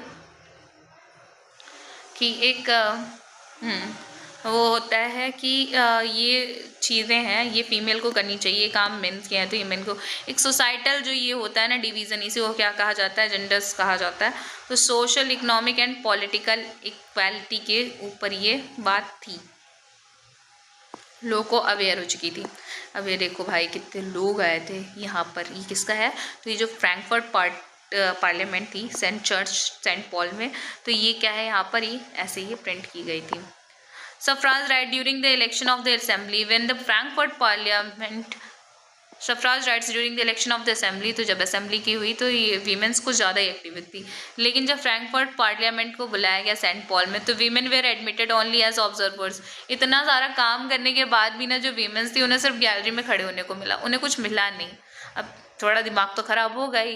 तो ये जो यद्यपि जो कंजर्वेटिव्स थे ना, ये सप्रेस लिबरल मूवमेंट्स इन्होंने दबा दिया था 1848 में, लेकिन they could not restore the old order. तो अब जो पुराने तरीके से जिस तरीके से ये शासन कर रहे थे वो नहीं कर पाए ये लोग रिस्टोर, दोबारा से नहीं चला पाए। तो monarchs were beginning to realise, अब इनको ये रियलाइज़ होने लगा था धीरे धीरे कि जो रिवॉल्यूशन की साइकिल है ना, मतलब अब ये जो रिवॉल्यूशंस चल रहे हैं, एक हम रिप्रेस कर रहे हैं, एक तो हम दबा रहे हैं, सप्रेस कर रहे हैं, वैसे ही फिर क्या हो रहा है, रिवॉल्यूशंस हो रहे हैं। तो अब ये सिर्फ एक ही चीज़ द्वारा एंड किया जा सकता है, ख़त्म किया जा सकता है कि इन्हें हम कुछ कंसेशंस दे दें, कुछ छूट दे दें, और जो ये लिबरल नेशनलिस्ट है ना रिवॉल्यूशनरीज को उन्हें कुछ छूट दे दें। तो हुआ क्या, फिर इसका रिजल्ट ये निकलता है कि 1848 में जो ऑटोक्रेटिक, मतलब ये जो मॉनकीज थी सेंट्रल और ईस्टर्न यूरोप की, उन्होंने कुछ चेंजेस किए, ठीक है, जो कि ऑलरेडी वेस्टर्न यूरोप में 1815 में हो चुके थे। तो जितने भी सर्फडॉम थे या बॉन्डेड लेबर थे, जो बंधुआ मजदूर थे, उन्हें ख़त्म कर दिया। मतलब अब ये सारी चीज़ें नहीं होगी, both in the Habsburg dominions, चाहे वो हैब्सबर्ग का डोमिनियन हो और रशिया में जो भी है वहाँ पे ये सारी चीज़ें बंद करवा दी गई। The Habsburg rulers granted more autonomy to the Hungarians in 1867। तो अब जो ये हंगेरियंस थे उनको इन्होंने थोड़ी सी ज़्यादा अपनी ऑटोनॉमी दे दी, ठीक है। तो इससे क्या हुआ कि चीज़ें, मतलब होता नहीं है दिलासा देना, तो ये होप दे रहे थे लोगों को, ठीक है, कि ऐसे ऐसे करोगे तो सही हो जाएगा तुम्हारे साथ चीज़ें। तो अब ये ना मेकिंग ऑफ जर्मनी पे आ जाते हैं, जर्मनी और इटली बने कैसे, ठीक है, उन आर्किटेक्ट किसने बनाया उन्हें, तो क्या आर्मी बना सकती है किसी नेशन को, तो आगे देखते हैं, इस चीज़ पे भी देख लेते हैं कि आफ्टर 1848 के बाद क्या हुआ। तो नेशनलिज्म जो यूरोप में है ना वो बढ़ने लगा, मतलब एक फीलिंग आ गई थी लोगों के बीच में, लोगों ने कोशिश भी कर ली थी कि एक ऐसा जगह बनाया जाए कि सब क्या करें, वहाँ पे चीज़ें स्टार्ट कर दी जाए। Nationalist sentiments were often mobilised by conservatives, तो अब इसको बढ़ाया गया, किसके थ्रू बढ़ाया गया ना, तो ताकि कंजर्वेटिव्स जो थे यहाँ के, ठीक है, पुराने वाले, तो ये स्टेट पावर को कर रहे थे ताकि ये पॉलिटिकल डोमिनेशन ले आ सके यूरोप में, जो इनका राजनीतिक चीज़ें था इनको डोमिनेशन में ले आ सके। तो ये कैसे स्टार्ट हुआ, तो ये ऑब्जर्व हुआ पहली बार जर्मनी और इटली, ये लोग क्या बने, पहली बार एक यूनिफाइड नेशन बन के आए, इकट्ठा हो गए, ठीक है, और फॉर्म क्या किया, एक नेशन फॉर्म किया किसने, जर्मनी और इटली ने, जैसे कि आप देखा है आपने, तो nationalist feeling were widespread among middle class, तो जितने भी मिडिल क्लास जर्मन थे सबके अंदर पहले ही नेशनलिस्ट फीलिंग कूट कूट के भर चुकी थी। अब इन्होंने 1848 में यूनाइट भी हो गए थे और German confederation into state govern by elected parliament. बस ये चाहते थे कि जो जर्मन कॉन्फेडरेशन है नेशन स्टेट की, वो किसके द्वारा की जाए, तो इलेक्टेड एक पार्लियामेंट हो उसके द्वारा की जाए। तो अब ये जो लिबरल इनिशिएटिव था ना नेशन बिल्डिंग का, ये तो बंद कर दिया गया, इसको रिप्रेस कर दिया गया, दबा दिया गया by combined forces of the monarchy, मतलब जितनी भी राजा की जो फोर्सेस थी और जो मिलिट्री थी उसके द्वारा क्या किया गया ना, इसको दबा दिया गया, जिसको कि बहुत ही ज़्यादा लेवल पे जो जंकर से लैंड ओनर्स थे उनको भी सपोर्ट मिला, उन लोगों ने दबा दिया था। लेकिन उसके बाद से क्या हुआ ना, एक लीडरशिप ले ली मूवमेंट में ताकि ये नेशनल यूनिफिकेशन हो पाए, ये चीज़ें क्या है आपस में जुड़ पाए। तो जो चीफ मिनिस्टर थे यहाँ के ओटो वन बिस्मार्क ने, ये इस प्रोसेस की क्या है ना पूरे आर्किटेक्ट है, मतलब बनाया इन्होंने ही था। तो out with help of Prussian army and bureaucracy, जो ये ऑफिशियल्स थे और जो प्रूशियन आर्मी थी, इनके साथ इन्होंने क्या किया ना, 3 वॉर्स लड़ी लगभग 7 सालों तक के लिए, जिसमें कि किसके साथ लड़ी थी इन्होंने, ऑस्ट्रिया, डेनमार्क और फ्रांस के साथ में। तो इसमें क्या होता है कि प्रूशियन जीत जाते हैं, ठीक है, and completed the process of unification, और सारे के सारे जो नेशंस हैं जितनी भी टेरिटरी हैं इनकी क्या बन जाते हैं, यूनिफिकेशन हो जाता है। और लगभग 1871 में वहाँ के एक रूलर द प्रूशियन किंग, किसको, William first, was proclaimed German emperor in a ceremony held at Versailles. तो वर्साइल्स में एक सेरेमनी होती है और यहाँ पे विलियम फर्स्ट को क्या कर दिया जाता है, वहाँ का लीडर घोषित कर दिया जाता है, यानी एम्परर घोषित कर दिया जाता है। और बिटरली कोल्ड मॉर्निंग ऑफ 18, बहुत ही ठंड पड़ रही होती है, कड़ाके की ठंड पड़ रही होती है, और उसी में क्या होता है 1871 में एक असेंबली बनाई जाती है जो कि जर्मन स्टेट्स के वहाँ पे प्रिंस आते हैं और रिप्रेजेंटेटिव्स ऑफ द आर्मी, जितने आर्मी को रिप्रेजेंटेटिव्स होते हैं, आर्मी के जो हेड्स होते हैं वो आते हैं, इंपॉर्टेंट प्रूशियन मिनिस्टर्स आते हैं जितने भी क्या हैं, जैसे कि जो हो गया चीफ मिनिस्टर हो गया ओटो वन बिस्मार्क, ठीक है, ये लोग किस में आते थे, ब्यूरोक्रेसीज में आते थे, जो मिनिस्टर्स वगैरह थे। तो ये सब गैदर्ड होते हैं, इकट्ठा होते हैं कहाँ पे, unheated all of mirrors of the place of Versailles, यहाँ पे पैलेस ऑफ वर्साइल्स में ये सब इकट्ठा होते हैं। और नए जर्मन किंग को, जो कि क्या है केसर विलियम फर्स्ट ऑफ प्रूशिया, उनको क्या बना दिया जाता है, किंग बना दिया जाता है। अब ये जो नेशन बिल्डिंग प्रोसेस हुई कहाँ, जर्मनी में, तो इसने एक डोमिनेंस दिखाया प्रूशियन स्टेट पे, ठीक है, प्रूशियन स्टेट पे सबसे ज़्यादा डोमिनेंस किसका था, तो इन्हीं का था, इस पावर का। The new state placed a strong emphasis, तो ये सब जो स्ट्रॉन्ग ये स्टेट बना तो ये किस चीज़ पे जोर डाल रहा था, तो ताकि ये मॉडर्नाइजिंग करेंसी, जो करेंसी है उनको मॉडर्न आधुनिकता दे सके, बैंकिंग सिस्टम अच्छा हो, लीगल सिस्टम अच्छा हो, जितना भी जुडिशियल सिस्टम हो वो क्या हो जाए, इम्प्रूव हो जाए, कहाँ, जर्मनी में, ठीक है। Prussian measures and practices often became a model for the rest of Germany. तो ये जो प्रूशियन मेजर्स इन्होंने लिया था, ये एक ऐसा मतलब काम किया गया ना जो पूरे एक मॉडल बन गया पूरी जर्मनी के लिए, यहाँ ऐसे काम होना चाहिए, बहुत ही अच्छा काम हुआ है ये यूनिफाइड होके। The proclamation of the German, किसकी घोषणा हो रही है, तो जर्मन एम्पायर, ये हॉल ऑफ वो है पैलेस, क्या है ना, hall of mirrors at Versailles का पैलेस है, एंटोन वॉन वर्नर बनाई है। At the centre stand the Kaiser, centre में देखोगे तो केसर खड़े हुए हैं, केसर विलियम, और यहाँ पे क्या किया जा रहा है, the chief commander of the Prussian army general von Roon, क्या नाम था उनका, जनरल वॉन ब्रून, और नियर देम इज बिस्मार्क, उन्हीं के पास में बिस्मार्क खड़े हैं। मॉन्यूमेंटल वर्क है ये, लगभग क्या कहते हैं 2.7 मीटर इसकी लंबाई चौड़ाई है, स्क्वायर बनाया गया था। Was completed and presented by the artist to Bismarck on the latter on 17th birthday, जब उनका 17th बर्थडे आया था 1885 में, तब ये उनको क्या मिली थी, गिफ्ट की थी, किसने गिफ्ट की थी, तो ये एंटोन वॉन वर्नर द्वारा बनाई गई पेंटिंग थी। अब ये देखोगे तो यहाँ पे तुम्हें एक दिखाई देगा मैप, जिसमें दिखाई देगा कि जर्मनी 1866 में पहले कैसा था, ठीक है, 66 से 71 तक के बीच में क्या थी। तो 1866 में देखो ये प्रूशिया वाला है, कितना बड़ा सा एरिया है, ठीक है, और conquered by Prussian Austro Prussia war 1866, तो कुछ जो चीज़ें थी वो कहाँ है, ये वाला एरिया देखोगे तो क्या किया गया है ना, कि कॉन्कर किया गया है, ठीक है। ये आप देख सकते हो कि यहाँ पे क्या हो रहा है, इनका कॉन्फ्रेंस चल रहा है, जीता गया था। और वहीं ऑस्ट्रियन टेरिटरीज हैं एक्सक्लूडेड फ्रॉम जर्मन कॉन्फेडरेशन, कुछ ये हैं जो कि क्या है, इसको ऑस्ट्रियन टेरिटरी है जिसको जर्मन से हटा दिया गया था। और ये कुछ ग्रीन वाला एरिया है, ये वाला जो पोर्शन है ये क्या है, तो join with Prussia from German confederation 1867, ये सब जर्मन में जुड़ गए थे, ठीक है। अब south German states joining with Prussia to form German empire, और ये क्या है, जर्मन एम्पायर के लिए सब जुड़ गए थे। और ये क्या है, won by Prussia in Franco Prussia war. तो ये सारी चीज़ें क्या है, फ्रैंको प्रूशिया वॉर में इन्होंने क्या कर लिया था, इसको जीत लिया था। जैसे ये राइनलैंड हो गया, वेस्टफैलिया हो गया, सब जीत लिया गया था। आगे आप 12th में जाओगे इंग्लिश में ना पढ़ोगे तो उसमें एक चैप्टर भी है इससे रिलेटेड। आगे हम बात करते हैं इटली कैसे यूनिफाई हो गया, वो तो बात हो गई जर्मनी की। तो जैसे जर्मनी में हुआ तो Italy too had a long history of political fragmentation. यहाँ भी बहुत ही अलगाववाद था, किसमें, राजनीति में देखा जाए। एक तो कैरिकेचर है, ये देखो कार्टून है, किसका है, ऑटो वन बिस्मार्क का है। इसमें जर्मन रिचस्टैग मतलब पार्लियामेंट पे कौन रूल कर रहा था, ये देखो लोग बैठे हुए हैं, चिप के बैठे हुए हैं सब पे। हाँ, तो किस पे है, फ्रॉम फियाग्रो वियना 5 मार्च। देख रहे हो सबको कैसे इन्होंने क्या किया ना, हंटर से लेके डोमिनेंस दिखा दिया अपना। तो Italians were scattered over several dynastic states. तो जो इटालियंस थे वो फैले हुए थे बहुत सारे डायनेस्टिक स्टेट्स में, है ना, as well as the multinational Habsburg empire. यहाँ पे मल्टी नेशनल का हैब्सबर्ग एम्पायर भी था। और इसी के बीच में हुआ कि 19th सेंचुरी में ना इटली 7 स्टेट्स में डिवाइड था, जिसमें एक सार्दिनिया पिडोमेंट था। इसको कौन रूल कर रहा था, तो इसको रूल कर रहे थे इटली के प्रिंस के, इटालियन प्रिंसली हाउस, इटली के जो प्रिंस थे वो रूल कर रहे थे।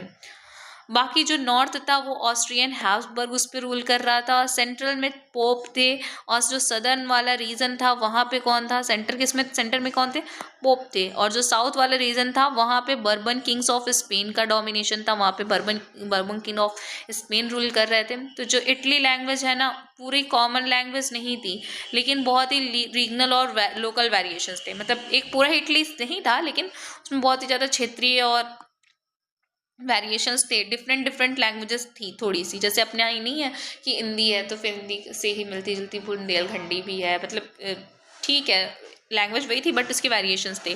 तो 1830 के दौरान पे होता क्या है कि जो गिसेप मैजिनी है ना, ये पूरा क्या करते हैं, coherent programme for a unitary Italian republic, Italy का रिपब्लिक पूरा बनाना चाहते हैं। तो ही एक सीक्रेट सोसाइटी पहले भी हमने देखा है कि उन्होंने फॉर्म की थी कि यंग इटली बनाते हैं, और डिसेमिनेशन ऑफ हिज गोल्स, ताकि वो अपने गोल को पूरा इकट्ठा कर पाए। The failure of revolutionary uprising both in 1831 1848, जो एक रिवॉल्यूशनरी मूवमेंट इन लोगों ने चलाया था, उठाया था, उसका फेलियर हो गया था, मतलब असफल हो गया था पूरी तरीके से। Mean that the mantle now fell on Sardinia predominant under its rule the king Victor Emmanuel second to unify the Italian states through the war. अब क्या होना था, एक ये बताया गया कि अब एक है ना सार्दिनिया पिडोमेंट के जो रूलर थे उनके ऊपर ये आ रहा था कि उनका नाम क्या था, किंग विक्टर इमैनुअल सेकेंड, इन्हीं के ऊपर पूरा जिम्मा आ गया क्या करने का, कि इटली को यूनिफाई करें, और किससे यूनिफाई करें, तो वॉर के थ्रू। तो in the eyes of the ruling elites of this region a unified Italy offered them possibility of economic development. और इससे होता क्या, इनसे होता ये कि इकोनॉमिक डेवलपमेंट काफ़ी अच्छा हो जाता और पॉलिटिकल डोमिनेंस भी हो जाता है ना। जो भी यूरोप में कंट्रीज़ हैं सब भाई चाहते हैं कि वो राजनीतिक और आर्थिक मजबूत हों। तो चीफ मिनिस्टर थे यहाँ के कैवोर, वहाँ की कौन थे, ऑटोमन बिस्मार्क यहाँ की कैवोर हैं। तो एक मूवमेंट चलाते हैं और ताकि ये क्या कर सके, जितनी भी चीज़ें हैं उनको यूनिफाई कर सकें। तो neither revolutionary nor a Democrat. तो इटली ना ही कि बहुत ही ज़्यादा वहाँ पे रिवॉल्यूशनरी क्रांतिकारी थी, ना ही हम कह सकते हैं लोगों के साथ एक डेमोक्रेसी थी। तो बहुत सारे other wealthy and educated member of the Italian elite, he spoke French much better than he did Italian. तो बहुत सारे ऐसे मेंबर्स थे, एजुकेटेड पढ़े लिखे लोग थे, जो कि इटालियन से बढ़िया फ्रेंच बोल सकते थे। तो एक टैक्टफुल एक बनाई गई योजना बनाई गई, डिप्लोमेसी की गई, कूटनीति बनाई गई, और क्या किया गया ना, जो फ्रांस है उनसे बनाया गया मेल जोल कैवोर के साथ में। और जो सार्दिनिया पिडोमेंट है ना, ये ऑस्ट्रियन फोर्सेस को क्या कर देते हैं, हरा देते हैं 1859 में। और इसके अगर अलग बात की जाए तो एक large number of armed volunteers होते हैं अंडर द लीडरशिप ऑफ गिसिप गरिबाल्दी। तो एक गिसिप गरिबाल्दी नाम का इंसान होता है, और इनके साथ हथियार में क्या होते हैं ना, स्वयं सेवी होते हैं, वॉलंटियर्स होते हैं। तो ये ज्वाइन कर लेते हैं आर्मी को, और लगभग 1860 में होता क्या है, ये लोग मार्च करते हैं, किसके ऊपर चढ़ाई करते हैं, तो साउथ इटली में किंगडम ऑफ टू सिसिलीज के ऊपर ये लोग चढ़ाई कर देते हैं। और फिर क्या होता है ना, जीत जाते हैं, सपोर्ट ऑफ लोकल पीजेंट्स। और किसके सपोर्ट से जीतते हैं, तो कुछ यहाँ पे जो लोकल पीजेंट्स होते हैं, ठीक है, लोकल एरिया के जो किसान होते हैं या फिर जो होते हैं वो क्या होते हैं, in order to drive out Spanish rulers, यहाँ से स्पेनिश रूलर्स को भगा देते हैं। और लगभग 1861 में क्या हो जाता है, जो विक्टर इमैनुअल है सेकंड, वो यूनाइटेड इटली के किंग घोषित कर दिए जाते हैं। However much of Italian population among whom rates of illiteracy were very high, तो यहाँ पे बहुत ज़्यादा जो इटालियन का है ना, बहुत ही ज़्यादा इलिटरेसी रेट था, अनपढ़ लोग बहुत ज़्यादा थे यहाँ पे। Remain blissfully unaware of the liberal nationalist ideology, तो बहुत ही ज़्यादा ना ये लोग अनअवेयर थे, इस चीज़ से जागरूक नहीं थे कि जो नेशनलिस्ट की आइडियोलॉजी है वो क्या है, मतलब क्यों ऐसा कर रहे हैं कि सारी चीज़ें इकट्ठा कर रहे हैं। द पीजेंट मासेस, जो बहुत सारे पीजेंट्स जो फार्मर्स थे, उन्हें लग रहा था, इन्होंने गरिबाल्दी का सपोर्ट तो किया था, लेकिन गरिबाल्दी का सपोर्ट करने के पीछे इनको रीज़न नहीं पता था। सदर्न इटली में तो इन्होंने इटालिया का नाम सुना था कि भाई, मतलब होता नहीं कि जोर जोर में हम जैसे भारत माता की जय बोलते थे, तो इटली में भी वैसे ही हुआ कि इटालिया नाम इन्होंने सुना था कि भाई इटली कुछ तो अच्छा कर रहे हैं, इटली फॉर्म कर रहे हैं, तो इन्होंने इटालिया सुना था। लेकिन इन्होंने बिलीव किया कि जो इनको भरोसा था कि जो ला इटालिया है ना, वो विक्टर इमैनुअल की वाइफ का नाम है। भाई गजब लोग थे, उन्होंने पूरे को पूरे इटली को क्या कर दिया था ना, कि यूनाइट कर दिया था। लिटरेसी का इफेक्ट था, अब आप ये देख सकते हो, ये सार्डिनिया पिटामेंट था जिसपे इटली के विक्टर इमैनुअल रूल कर रहे थे। किंगडम ऑफ बोसेसलीस था जहाँ बर्बन किंग ऑफ स्पेन था। ये ऑस्ट्रियन वाले में आते थे, और यहाँ पे क्या पेपल स्टेट जो है ना, ये सेंट मैरियनो वगैरह, ये सब क्या था ना, यहाँ पे पोप लोग थे, ठीक है। ऑस्ट्रियन हैब्सबर्ग अम्पायर था। तो यहाँ पे तो ये फ्रांस के साथ मिलके क्या किया इन्होंने, फ्रांस के साथ मिलके गए और यहाँ पे इसको जीत लिया, और यहाँ पे गिसिप गरिबाल्दी गया, और ये तो पोप थे बेचारे, कर भी क्या लेते, ठीक है। तो किसी गरिबाल्दी ने धड़ हरा दिया। तो इस तरीके से इटली भी क्या हो गया, यूनिफाइड हो गया फाइनली। इटली आफ्टर यूनिफिकेशन देखो कैसा है, कैसा दिखता था और पहले कैसा दिखता था। अब इसमें सबसे ज़्यादा अजीबोगरीब केस किसका था, तो वो था ब्रिटेन का। अब ये जो model nation of nation state है ना, कुछ विद्वानों का मानना था कि जो ग्रेट ब्रिटेन है ना, ब्रिटेन में हुआ क्या था, तो nation states was not the result of a sudden upheaval, मतलब अचानक से बहुत ज़्यादा उथल पुथल या क्रांति वांति नहीं हुई थी इसके लिए, इसने बड़ा लंबा प्रोसेस अपनाया था। तो ये लॉन्ग ड्रॉन आउट प्रोसेस, बहुत लंबी प्रोसेस के थ्रू ये हुआ था। कोई भी ब्रिटिश नेशन नहीं था 18वीं सेंचुरी के पहले। तो जो प्राइमरी आइडेंटिटीज़ थी ना लोगों की इनहैबिटेड, जो कि ब्रिटिश में रहते थे, वो उनकी इन एथनिक थी, ठीक है। जैसे कि वो इंग्लिश कहलाते थे, या फिर वो वेल्स कहलाते थे, स्कॉट कहलाते थे, आयरिश कहलाते थे। तो जितने ये एथनिक ग्रुप्स थे ना, इनका खुद का अपनी अपनी संस्कृति थी, अपना पॉलिटिकल ट्रेडिशन था। लेकिन हुआ क्या कि जो इंग्लिश नेशन है ना, ये अचानक से क्या हुआ, स्थिरता से बढ़ रहा था, मतलब कॉन्टिन्यूसली बढ़ रहा था, और इसके पास वेल्थ भी आ गई थी, अच्छी खासा पैसा भी आ गया था, पावर भी आ गई थी। तो ये अब अपना ना जो प्रभाव है बढ़ाने में सफल हो रहा था। जितने भी अदर नेशंस थे, आइलैंड थे, उसके ऊपर अपना प्रभाव बढ़ा रहा था। तो एक बार इंग्लिश जो पार्लियामेंट है ना, तो इसने सारी की सारी पावर सीज कर दी मॉनिकी की, राजा महाराजा वाली 1688 में। और लगभग अंत में क्या हुआ, तो एक कॉन्फ्लिक्ट आया जिसमें कि nation state with England as it centre. तो इन्होंने एक नेशन स्टेट बनाने के बारे में सोचा जिसमें क्या हो, एक सेंटर पे कौन हो, इंग्लैंड हो, मतलब सेंट्रल पावर किसके पास हो, इंग्लैंड के पास हो। कम टू बी फर्स्ट, एक बढ़ा इन्होंने द एक्ट ऑफ यूनियन।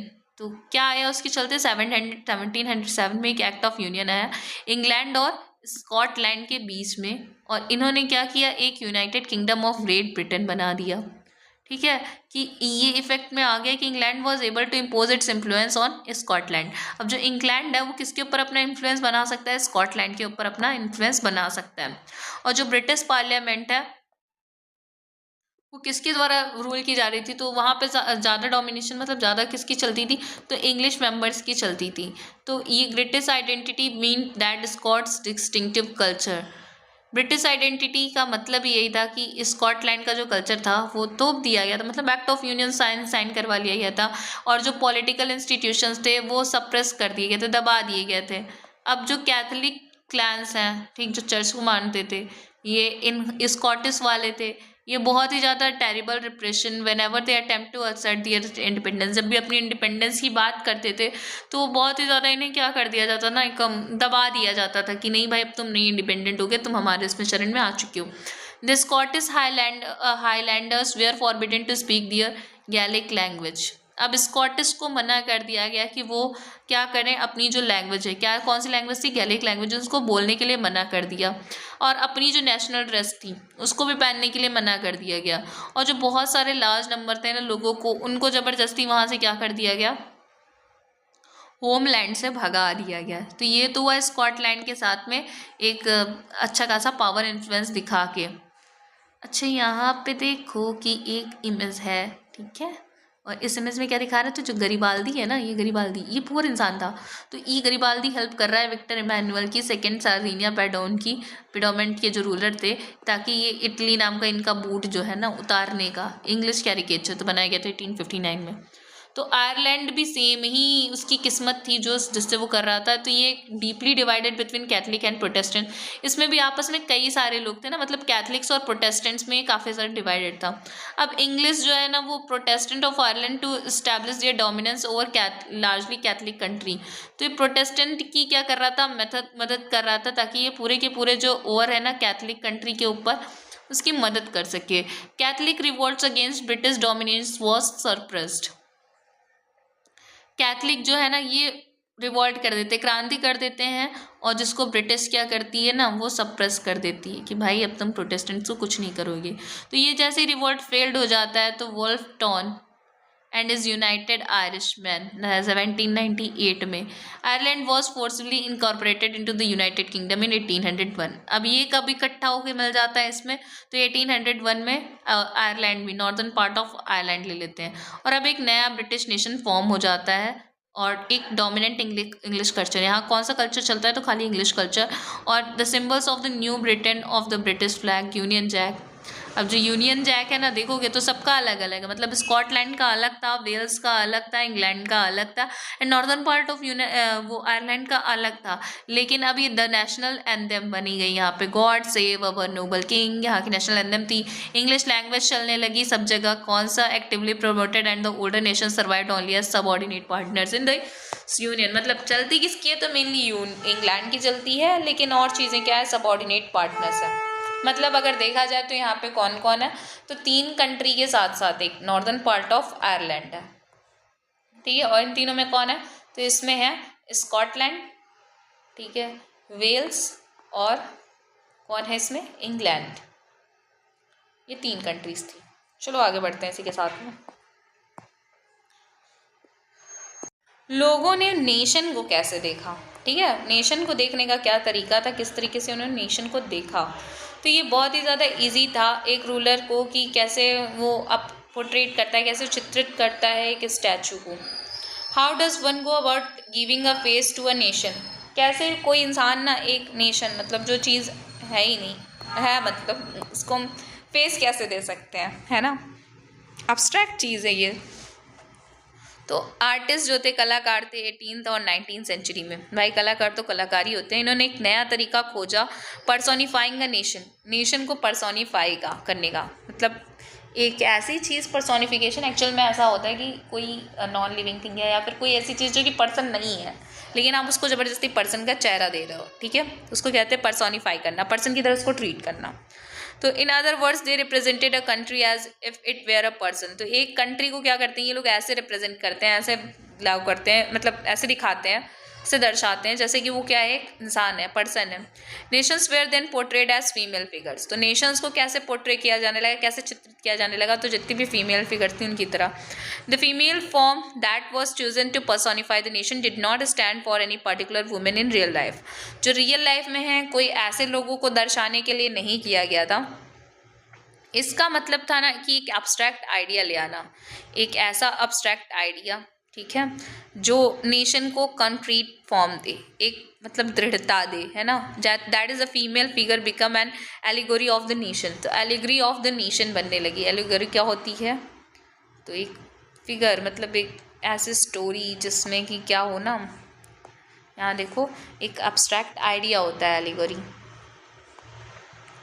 क्या है कि भाव होता है, क्या ऐसा आइडिया होता है कि जिसमें फॉर एग्जांपल जैसे ग्रीड हो गया, है ना, लालच हो गई, एनवी हो गई, फ्रीडम हो गई, लिबर्टी हो गई, आज़ादी हो गई।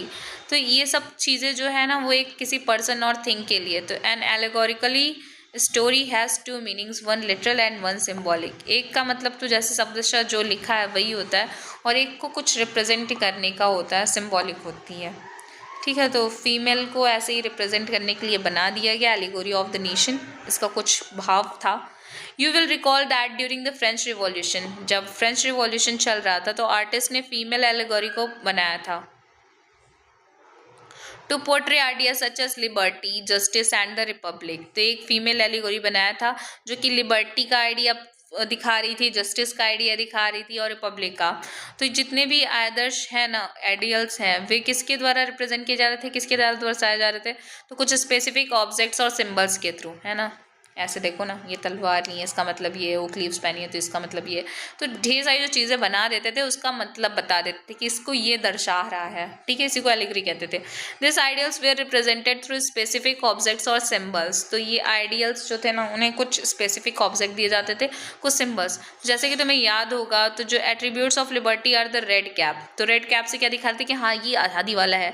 ब्रोकन चैन से दर्शा रहे थे कि हाँ आज़ादी मिल गई है। Well justice is generally a blind folded women carrying a pair of weighing scales. ठीक है, एक देखा होगा जस्टिस को किससे दर्शाते हैं, तो एक ब्लाइंड फोल्डेड, आंखों में पट्टी बंधी होती है, और वो वीमेन होती है, महिला होती है, जो कि एक हाथ में क्या हुई लेके रहती है, तो एक पेयर ऑफ वेइंग स्केल्स, जो तराजू है ना, उसको लेके खड़ी होती है। तो सिमिलर फीमेल एलिगोरीज, इसी तरीके से बहुत सारी एलिगोरीज क्या की गई, खोजी बनाई गई आर्टिस्ट के द्वारा 19th सेंचुरी में, ताकि वो नेशन को क्या कर सके, दर्शा सके। तो फ्रांस में ना, शी वॉज क्रिस्टाइन मैरियाने, जैसे अपने आप भारत माता, वैसे इन क्या क्या Christine Marianne, a popular Christian name. क्या है ये, क्रिश्चियन नेम है। तो which underline the idea of a people's nation, जो लोगों का नेशन है, लोगों का राष्ट्र है, उसके बारे में है क्रिस्टीनिया में क्रिस्टाइन मैरियाने। हर कैरेक्टरिस्टिक्स, जो उनके कैरेक्टरिस्टिक्स थे वो क्या थे, were drawn from those of liberty and republic. तो लिबर्टी और रिपब्लिक, गणतंत्रता और एक आज़ादी के ऊपर पे ये आए थे। The red cap, the tricolour, the cockade statues of Marianne were erected in public squares. तो ये रेड कैप पहने हुए, ट्री कलर लिए हुए, जो फ्रांस का झंडा है, कॉकेट्स लिए हुए, क्या है, स्टैचू जो है मेरियाने की, क्रिस्टियन की, ये पब्लिक स्क्वायर्स में, जो पब्लिक जगह होती नहीं, ऐसे खड़े कर देते हैं। हमारे यहाँ भी देखो चौराहे वगैरह पे से पेडेस्टल्स वगैरह लगा खड़े कर देते हैं, to remind the public of the nation symbol of unity, ताकि जो पब्लिक है ना उसको देखे और उससे अपनी नेशन की क्या होना, एकता का जो है वो भावना जागृत हो, वो मान जाए। And to persuade them to identify with the its Marianne images were marked on the coins and stamps. और अपने आप को किससे पहचाने, इसी से पहचाने, मेरियाने की इमेजेस के थ्रू, कि हाँ ये हमारी फ्रांस, मतलब हम एक कलेक्टिव आइडेंटिटी में है। और ये जो इमेजेस हैं ये कॉइन्स और स्टैम्प्स पे भी क्या करने लगी, छपने लगी, ताकि लोगों के दिमाग में एक चीज़ बन जाए कि हम लोग ये इससे जुड़े हुए हैं। वैसे ही सिमिलरली इसी की तरह देखा था, जो जर्मेनिया है वो भी एलिगोरी बनी कहाँ की, जर्मन नेशन की, और इनका विजुअल रिप्रेजेंटेशन अलग था। Germania wears a crowns of oak leaves. तो ये जो जर्मेनिया है ये क्या पहनती थी, ओक लीव्स पहनती थी। और जर्मन ओक जो है ना, उसका मतलब होता था हीरोइज्म का, मतलब ये होता है कि हाँ ये हीरो है हमारी। तो ये इस तरीके से जर्मेनिया फिलिप वेट 1848 में बनाया गया है। ये देखो इन्होंने पहनी है ओक लीव्स, और ये कौन है, तो ये है जर्मेनिया। इन्होंने हाथ में लिया तलवार, क्योंकि ये है एक हीरो, और इन्होंने लिया है हाथ में ट्री कलर फ्लैग, जो कि किसका है, तो ये है जर्मन का फ्लैग। ठीक है, तो ये सेंट पॉल चर्च में बनाई गई थी। ये आर्टिस्ट ने प्रिपेयर किया था जर्मेनिया कॉटन बैनर पे, और ये ना हैंग करवाई गई थी सीलिंग ऑफ चर्च पे सेंट पॉल में, जब फ्रैंकफर्ट पार्लियामेंट वॉज कन्वीन्ड इन मार्च 1848। एक बार फिर से देख लेते हैं, हमारे पास कोई ज़रूरत थोड़ी ना है, फ्रैंकफर्ट पार्लियामेंट है ना। ये देखो, ये कुछ दिखा तुम्हें, हाँ तो ये तुम्हें दिखाई होगा, ये वाली सेम टू सेम पेंटिंग है। तो यहीं पे बनाया गया था, ताकि उसके बारे में, जर्मेनिया के बारे में जो है ना लोग देखें और अपनी आइडेंटिटी को फील कर सके, कलेक्टिव आइडेंटिटी जो थी। वहीं ऊपर देखोगे तो ये जो पोस्टेज ऑफ स्टैम्प्स 1858 में मैरियाने की जो पिक्चर है ना, रिपब्लिक ऑफ फ्रांस, ये देखो है ना, ऐसे ऐसे करके क्या किया जाता था, चीज़ों पे लगा दिया जाता कि लोग सोचे कि हाँ हम एक जगह से हैं। अब देखो यहाँ पे क्या है, कुछ सिंबल्स की मीनिंग बताई गई है। जैसे ब्रोकन चेन्स का मतलब क्या है कि अब तुम्हें फ्री कर दिया गया। Breastplate with eagle, symbol of the German empire, strength. Crown of oak leaves, ठीक, ये किसको दर्शाता है, तो हीरोइज्म को दर्शाता है। ब्रिस्टेपलेट विद ईगल, तो इसका मतलब क्या है, जर्मन एम्पायर की स्ट्रेंथ के बारे में बताता है ना। एक ऐसा बना होता है जिस पे क्या है ईगल बना हुआ है। ठीक है, अभी हम लोग देखें यहाँ पे तो शायद बना भी होगा। ये देखो, ये है यहाँ पे क्या बना हुआ है, तो ईगल बना हुआ है। ये इसका मतलब क्या होता है भाई, देख लो एग्जाम में कहीं से भी कुछ भी उठा के दे देता है, क्योंकि तुम्हारा एनसीईआरटी ना बहुत मतलब उसको खोल के पी जाओ अगर तुम्हें बोर्ड में टॉप करने है तो breeds this tablet with eagles है, तो इसमें स्ट्रेंथ को दिखाता है, जर्मन एम्पायर की स्ट्रेंथ को। क्राउन ऑफ ओक लीव्स तो हीरोइज्म को दिखाता है। स्वॉर्ड दिखाता है किस चीज़ को, रेडीनेस टू फाइट, कि हम हमेशा लड़ने को तैयार हैं। Olive branch around the sword, ठीक है। ब्रोकन चेन्स भी है देखो इसमें, यहाँ पे ये देखो, ये अरे कहाँ गया, हाँ ये देखो, ये ब्रोकन चेन्स भी बनी हुई है इसमें, बड़े अच्छे से देख लो इसको। तो ब्रोकन चेन्स किसको दिखाता है, विंग फीट को दिखाता है। ऑलिव ब्रांच भी है यहाँ पे, ये देखो भाई, ये है ऑलिव ब्रांच, जो कि है किसके साथ में, स्वॉर्ड के साथ में। तो ये किसको दर्शाता है, तो ये दिखाता है कि हाँ ये इच्छुक भी हैं, कि अगर ये तैयार है फाइट करने के लिए तो ये शांति की भी इच्छुक हैं। Black red and gold tricolour flag जो लिया है उसका मतलब है कि 1848 में dukes of German states liberal nationalist को बना रही है भाई, जर्मन का झंडा है वो।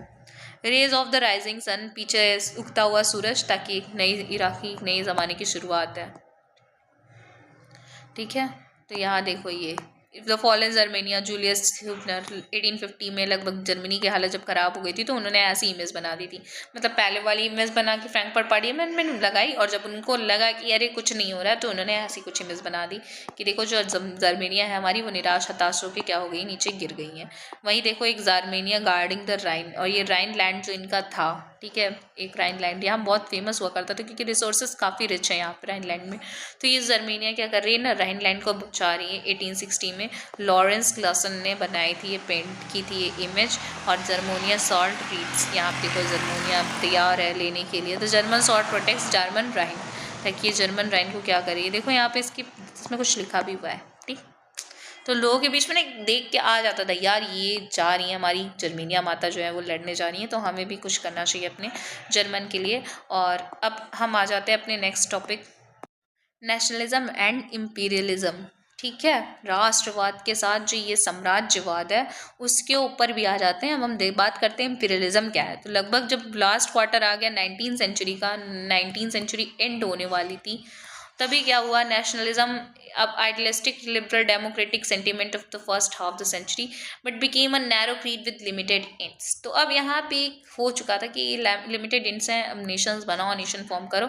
अब इस पीरियड में हो क्या रहा था ना, जो नेशनलिस्ट ग्रुप थे जो फॉर्म हो चुके थे लगभग, वो अब इंटॉलरेंट हो चुके थे एक दूसरे के लिए, और ये सब तैयार थे किसके लिए, झगड़ा करने के लिए। मान लो ये सब क्या हो गया ना, जनरली सब लोग आपस में नेशन बन चुके हैं, तो अब सब लड़ने के लिए तैयार हैं, गुट बन चुके हैं। The major European powers in turn manipulated the nationalist aspirations of the subject people in Europe to further their own imperialist M.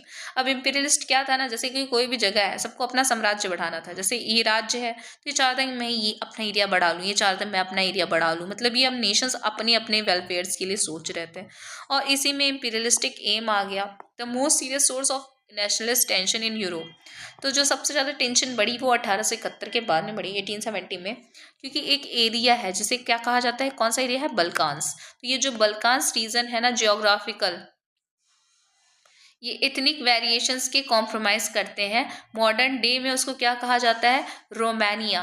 आज के टाइम पे अगर हम देखें तो वहाँ पे ना वो अब बल्कान नहीं रह गया, बल्कि वहाँ पे रोमानिया है, बुल्गारिया है। ठीक है, ऐसी जो है कंट्रीज़, अल्बेनिया हो गई, ग्रीस हो गई, मैसेडोनिया हो गई, Croatia, Bosnia Herzegovina, Slovenia, Serbia, Montenegro. तो यहाँ पे क्या है ना, इतनी सारी कंट्रीज हुआ करती थी, लेकिन पहले वो रीजन ना मतलब एकदम खाली पड़ा हुआ था। तो यहाँ के जो इनहेबिटेंट्स थे इनको कहा जाता था स्लाव्स नाम से जाना, मतलब इन सबको स्लाव्स नाम से जाना जाता था। और जो बल्कान का लास्ट पार्ट है ना, वो किसके कंट्रोल में हुआ करता था, तो ऑटोमन अम्पायर के कंट्रोल में हुआ करता था। तो आइडिया आया रोमांटिक नेशनलिज्म, बल्कान में भी भाई आइडिया फैला, तो ये डिसइंटीग्रेशन हुआ, मतलब अलगाववाद होने लगा लोगों में। तो जो ऑटोमन एम्पायर है इसने अपना रीजन वेरी एक्सप्लोजिव, मतलब सब अलग अलग होना चाहते थे, बहुत एक्सप्लोजिव हो गया था। तो all through the 19th century Ottoman Empire had sought to strengthen तो लगभग 19वीं सेंचुरी तक ये चाह रहा था कि मैं अपने आप को स्ट्रेंथन कर लूँ, ताकत कर लूँ, अपना पूरा इकट्ठा कर लूँ। लेकिन मॉडर्नाइजेशन पे काम किया, इंटरनल रिफॉर्म्स पे, आंतरिक सुधार पे काम किया, लेकिन इसमें कुछ इसको सक्सेस नहीं मिली। और एक एक करके जितने भी यूरोपियन थे ना, वो अपने control, away from its control and declared independence, सब अलग होते जा रहे थे। जैसे ग्रीस का तुमने देख लिया, वो अलग हो गया था बेचारा। तो धीरे धीरे क्या हो रहा था ना, सब अलग होते जा रहे थे। अब बल्कान के जो पीपल थे, इन्होंने इंडिपेंडेंस और पॉलिटिकल राइट्स पे क्या किया, क्लेम किया।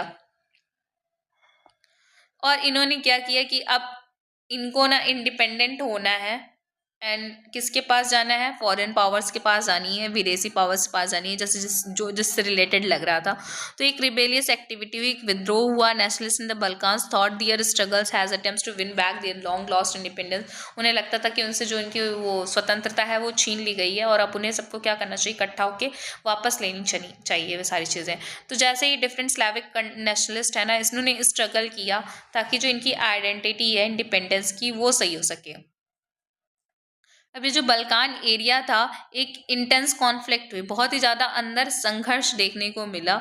और जितने भी बल्कान स्टेट्स थे ना, वो बहुत ही ज़्यादा आपस में क्या करने लगे, एक दूसरे से जेलस करने लगे, और चाह रहे थे कि अब हमें ज़्यादा टेरिटरी मिल जाए। ऐसा नहीं कि ये वाला था तो ये अपनी इंडिपेंडेंस चाहता है, ये अपनी इंडिपेंडेंस चाहता है, ये चाहता मुझे इतना मिल जाए, ये चाहता मुझे इतना मिल जाए। तो धीरे धीरे क्या है ना, सबके अंदर ये लग रही थी कि सबको ज़्यादा टेरिटरी चाहिए थी, ज़्यादा जगह चाहिए थी। मैटर्स वेयर फर्दर कॉम्प्लिकेटेड, और जटिल होता गया, क्योंकि बल्कान्स ना also became the scene of big power rivalry. अब ये लोग भी आपस में जो बिग पावर्स बन चुके थे, जो एक अच्छे स्टेट बन चुके थे, उसमें भी अब क्या हो रही थी, राइवलरी हो रही थी, दुश्मनी हो रही थी। और इसी टाइम के दौरान पे हुआ क्या ना, कि यूरोपियन पावर्स जितनी थी उनके बीच में काफ़ी दुश्मनी हुई, जिसमें ट्रेड को लेकर हुआ, कॉलोनीज़ को लेकर हुआ, और as well as naval and military might, जितनी, ताकि वो नेवल किसके पास ज़्यादा है ना, नेवी की पावर किसके पास ज़्यादा है, किसके पास मिलिट्री ज़्यादा अच्छी है। तो मतलब एक पावर दिखाने वाली बात यहाँ पे स्टार्ट हो गई।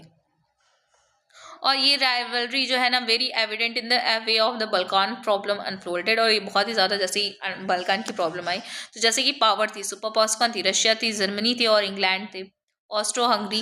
तो ये सब countering the hold of the powers over the Balkans, ये सब पावर कहाँ पे होल्ड करना चाहते, बल्कान्स के ऊपर अपना पावर होल्ड करना चाह रहे थे, extending its control over the area, और अपना धीरे धीरे एरिया पे क्या कर रहे थे ना, पावर्स को बढ़ा रहे थे। तो अभी इन्हीं की सीरीज में होती है ना, फाइनली वॉर होनी स्टार्ट हो जाती है। और होती कौन सी है, तो पहली वर्ल्ड वॉर जो होती है ना, वो होती है इसी वाले रीज़न की वजह से। अभी देखो यहाँ पे ब्रिटिश एम्पायर का दिखा रहा है कि जो है ना, कैसे यहाँ पे वो है, मतलब भी दिखा रहा है कि ब्रिटिश क्या कर रहा है, सबको कंट्रोल कर रहा है ओवरऑल, सबके ऊपर किसका डोमिनेंस है, ब्रिटिश का है। देखो ये वर्ल्ड है, वर्ल्ड पे कौन बैठी है, तो ये ब्रिटानिया है। ब्रिटानिया मतलब ब्रिटेन की महारानी जो है, ठीक है, ब्रिटिश नेशन को दर्शाते थे। जैसे जर्मन की जर्मेनिया थी, वैसे ब्रिटेन की कौन है, ब्रिटानिया थी, ब्रिटानिया। तो ये ट्रियम्फेंटली बहुत ही विजय के साथ बैठी हुई है, पूरे ग्लोब पे बैठी हुई हैं, और कॉलोनीज दिखाई जा रही हैं इनकी, दिख रहे हो ना, इनके उनके बारे में। फॉरेस्ट की प्रिमिटिव एलिफेंट्स हैं, इमेजेस ऑफ टाइगर्स हैं, एलिफेंट्स हैं, फॉरेस्ट हैं, प्रिमिटिव पीपल, सब किसके अंदर में, इन्हीं के हैं। The domination of the world as soon as the Britain national pride के रूप में ब्रिटेन को दिखाया गया। तो नेशनलिज्म अलाइंड विद इम्पीरियलिज्म, जैसे ही नेशनलिज्म हुआ उसी के साथ साथ लगा हुआ था इम्पीरियलिज्म। यूरोप को डिजास्टर में बदल देता है 1914 में, ठीक है। नेशनलिज्म के बाद जो होता है वो काफ़ी खतरनाक होता है, कि 1914 से 1919 तक बहुत ही बड़ा डिजास्टर होता है फर्स्ट वर्ल्ड वॉर के रूप में। लेकिन इसी दौरान बहुत सारी कंट्रीज़ हैं वर्ल्ड में जो कि यूरोपियन उन पे अपनी क्या कर लेता है, कॉलोनी बना लेता है, उन पे ट्रेड वगैरह कॉमर्स में मोनोपली ले लेता है। तो 19th सेंचुरी में अपोज इम्पीरियल डोमिनेशन, ताकि जो इम्पीरियल डोमिनेशंस जितनी हैं, बहुत सारी कंट्री जैसे इंडिया वगैरह है ना, तो अब ये इम्पीरियल डोमिनेशन में आ जाती हैं। और एंटी इम्पीरियल मूवमेंट्स क्या है ना, वो चलने लगते हैं धीरे धीरे। और नेशनलिस्ट जो थे, they all struggle to form independent nation states and were inspired by sense of collective national unity, जैसे उस टाइम पे इंडिया वगैरह जैसे थे। तो force in the confrontation with the imperialism, इन सबको कॉन्फ्रंट करते हैं कि भाई इम्पीरियलिज्म अच्छी चीज़ नहीं है, हम नेशनलिज्म के पीछे थे, इम्पीरियलिज्म पे क्यों आ गया। European ideas of nationalism were nowhere replicated, जो यूरोपियन के आइडियाज़ थे नेशनलिज्म के, अब उन्हें वापस से रिप्लिकेट नहीं किया जा रहा था। For people everywhere develop their own specific variety of nationalism, सब अपनी अपनी तरीके से नेशनलिज्म को देख रहे थे, उनकी वैरायटी बता रहे थे। लेकिन जो आइडिया थी सोसाइटी को कि उनको नेशन स्टेट्स में बांट देना चाहिए, तो ये नेचुरल और यूनिवर्सल था। मतलब हाँ भाई, ये तो सही है, सब ने मान लिया कि हमें क्या करनी चाहिए, एक ऐसी आइडेंटिटी तो बनानी चाहिए, अपनी कंट्री को क्या करना चाहिए, बांध के रखना चाहिए पूरे अच्छे तरीके से। बाकी नेशनलिज्म क्या है, इंपीरियलिज्म क्या है, इसमें तो बहुत सारे वेरिएशंस है। सब नेशनलिज्म को अलग तरीके से देख रहे थे, इंपीरियलिज्म को अलग तरीके से देख रहे थे, but both were the separate things. ठीक है, इंपीरियलिज्म अलग चीज़ थी, नेशनलिज्म अलग चीज़ थी। नेशनलिज्म के ही आड़ में इंपीरियलिज्म को बढ़ावा दिया गया, जिससे क्या हुआ है, बहुत बड़ा डिजास्टर हमें देखने को मिलता है यूरोप में। आई होप आपको ये चैप्टर जो है ना, ये बहुत ही अच्छे से समझ में आया होगा, और आप इसको एक बार अच्छे से रीड करोगे अपने से, तो आपको सारे जो है क्वेश्चन समझ में आ जाएंगे। ध्यान दीजिएगा, इसके जो भी वो हैं, कह सकते हो कि एक जो सीक्वेंस बना हुआ है कि कब क्या हुआ, एक हेडिंग के अंतर्गत अगर आप काम कर सकते हैं तो उसको आप करके क्या करेंगे, यहाँ पे चीज़ों को देखेंगे। एंड हेंस यहाँ पे हम वीडियो को एंड करते हैं।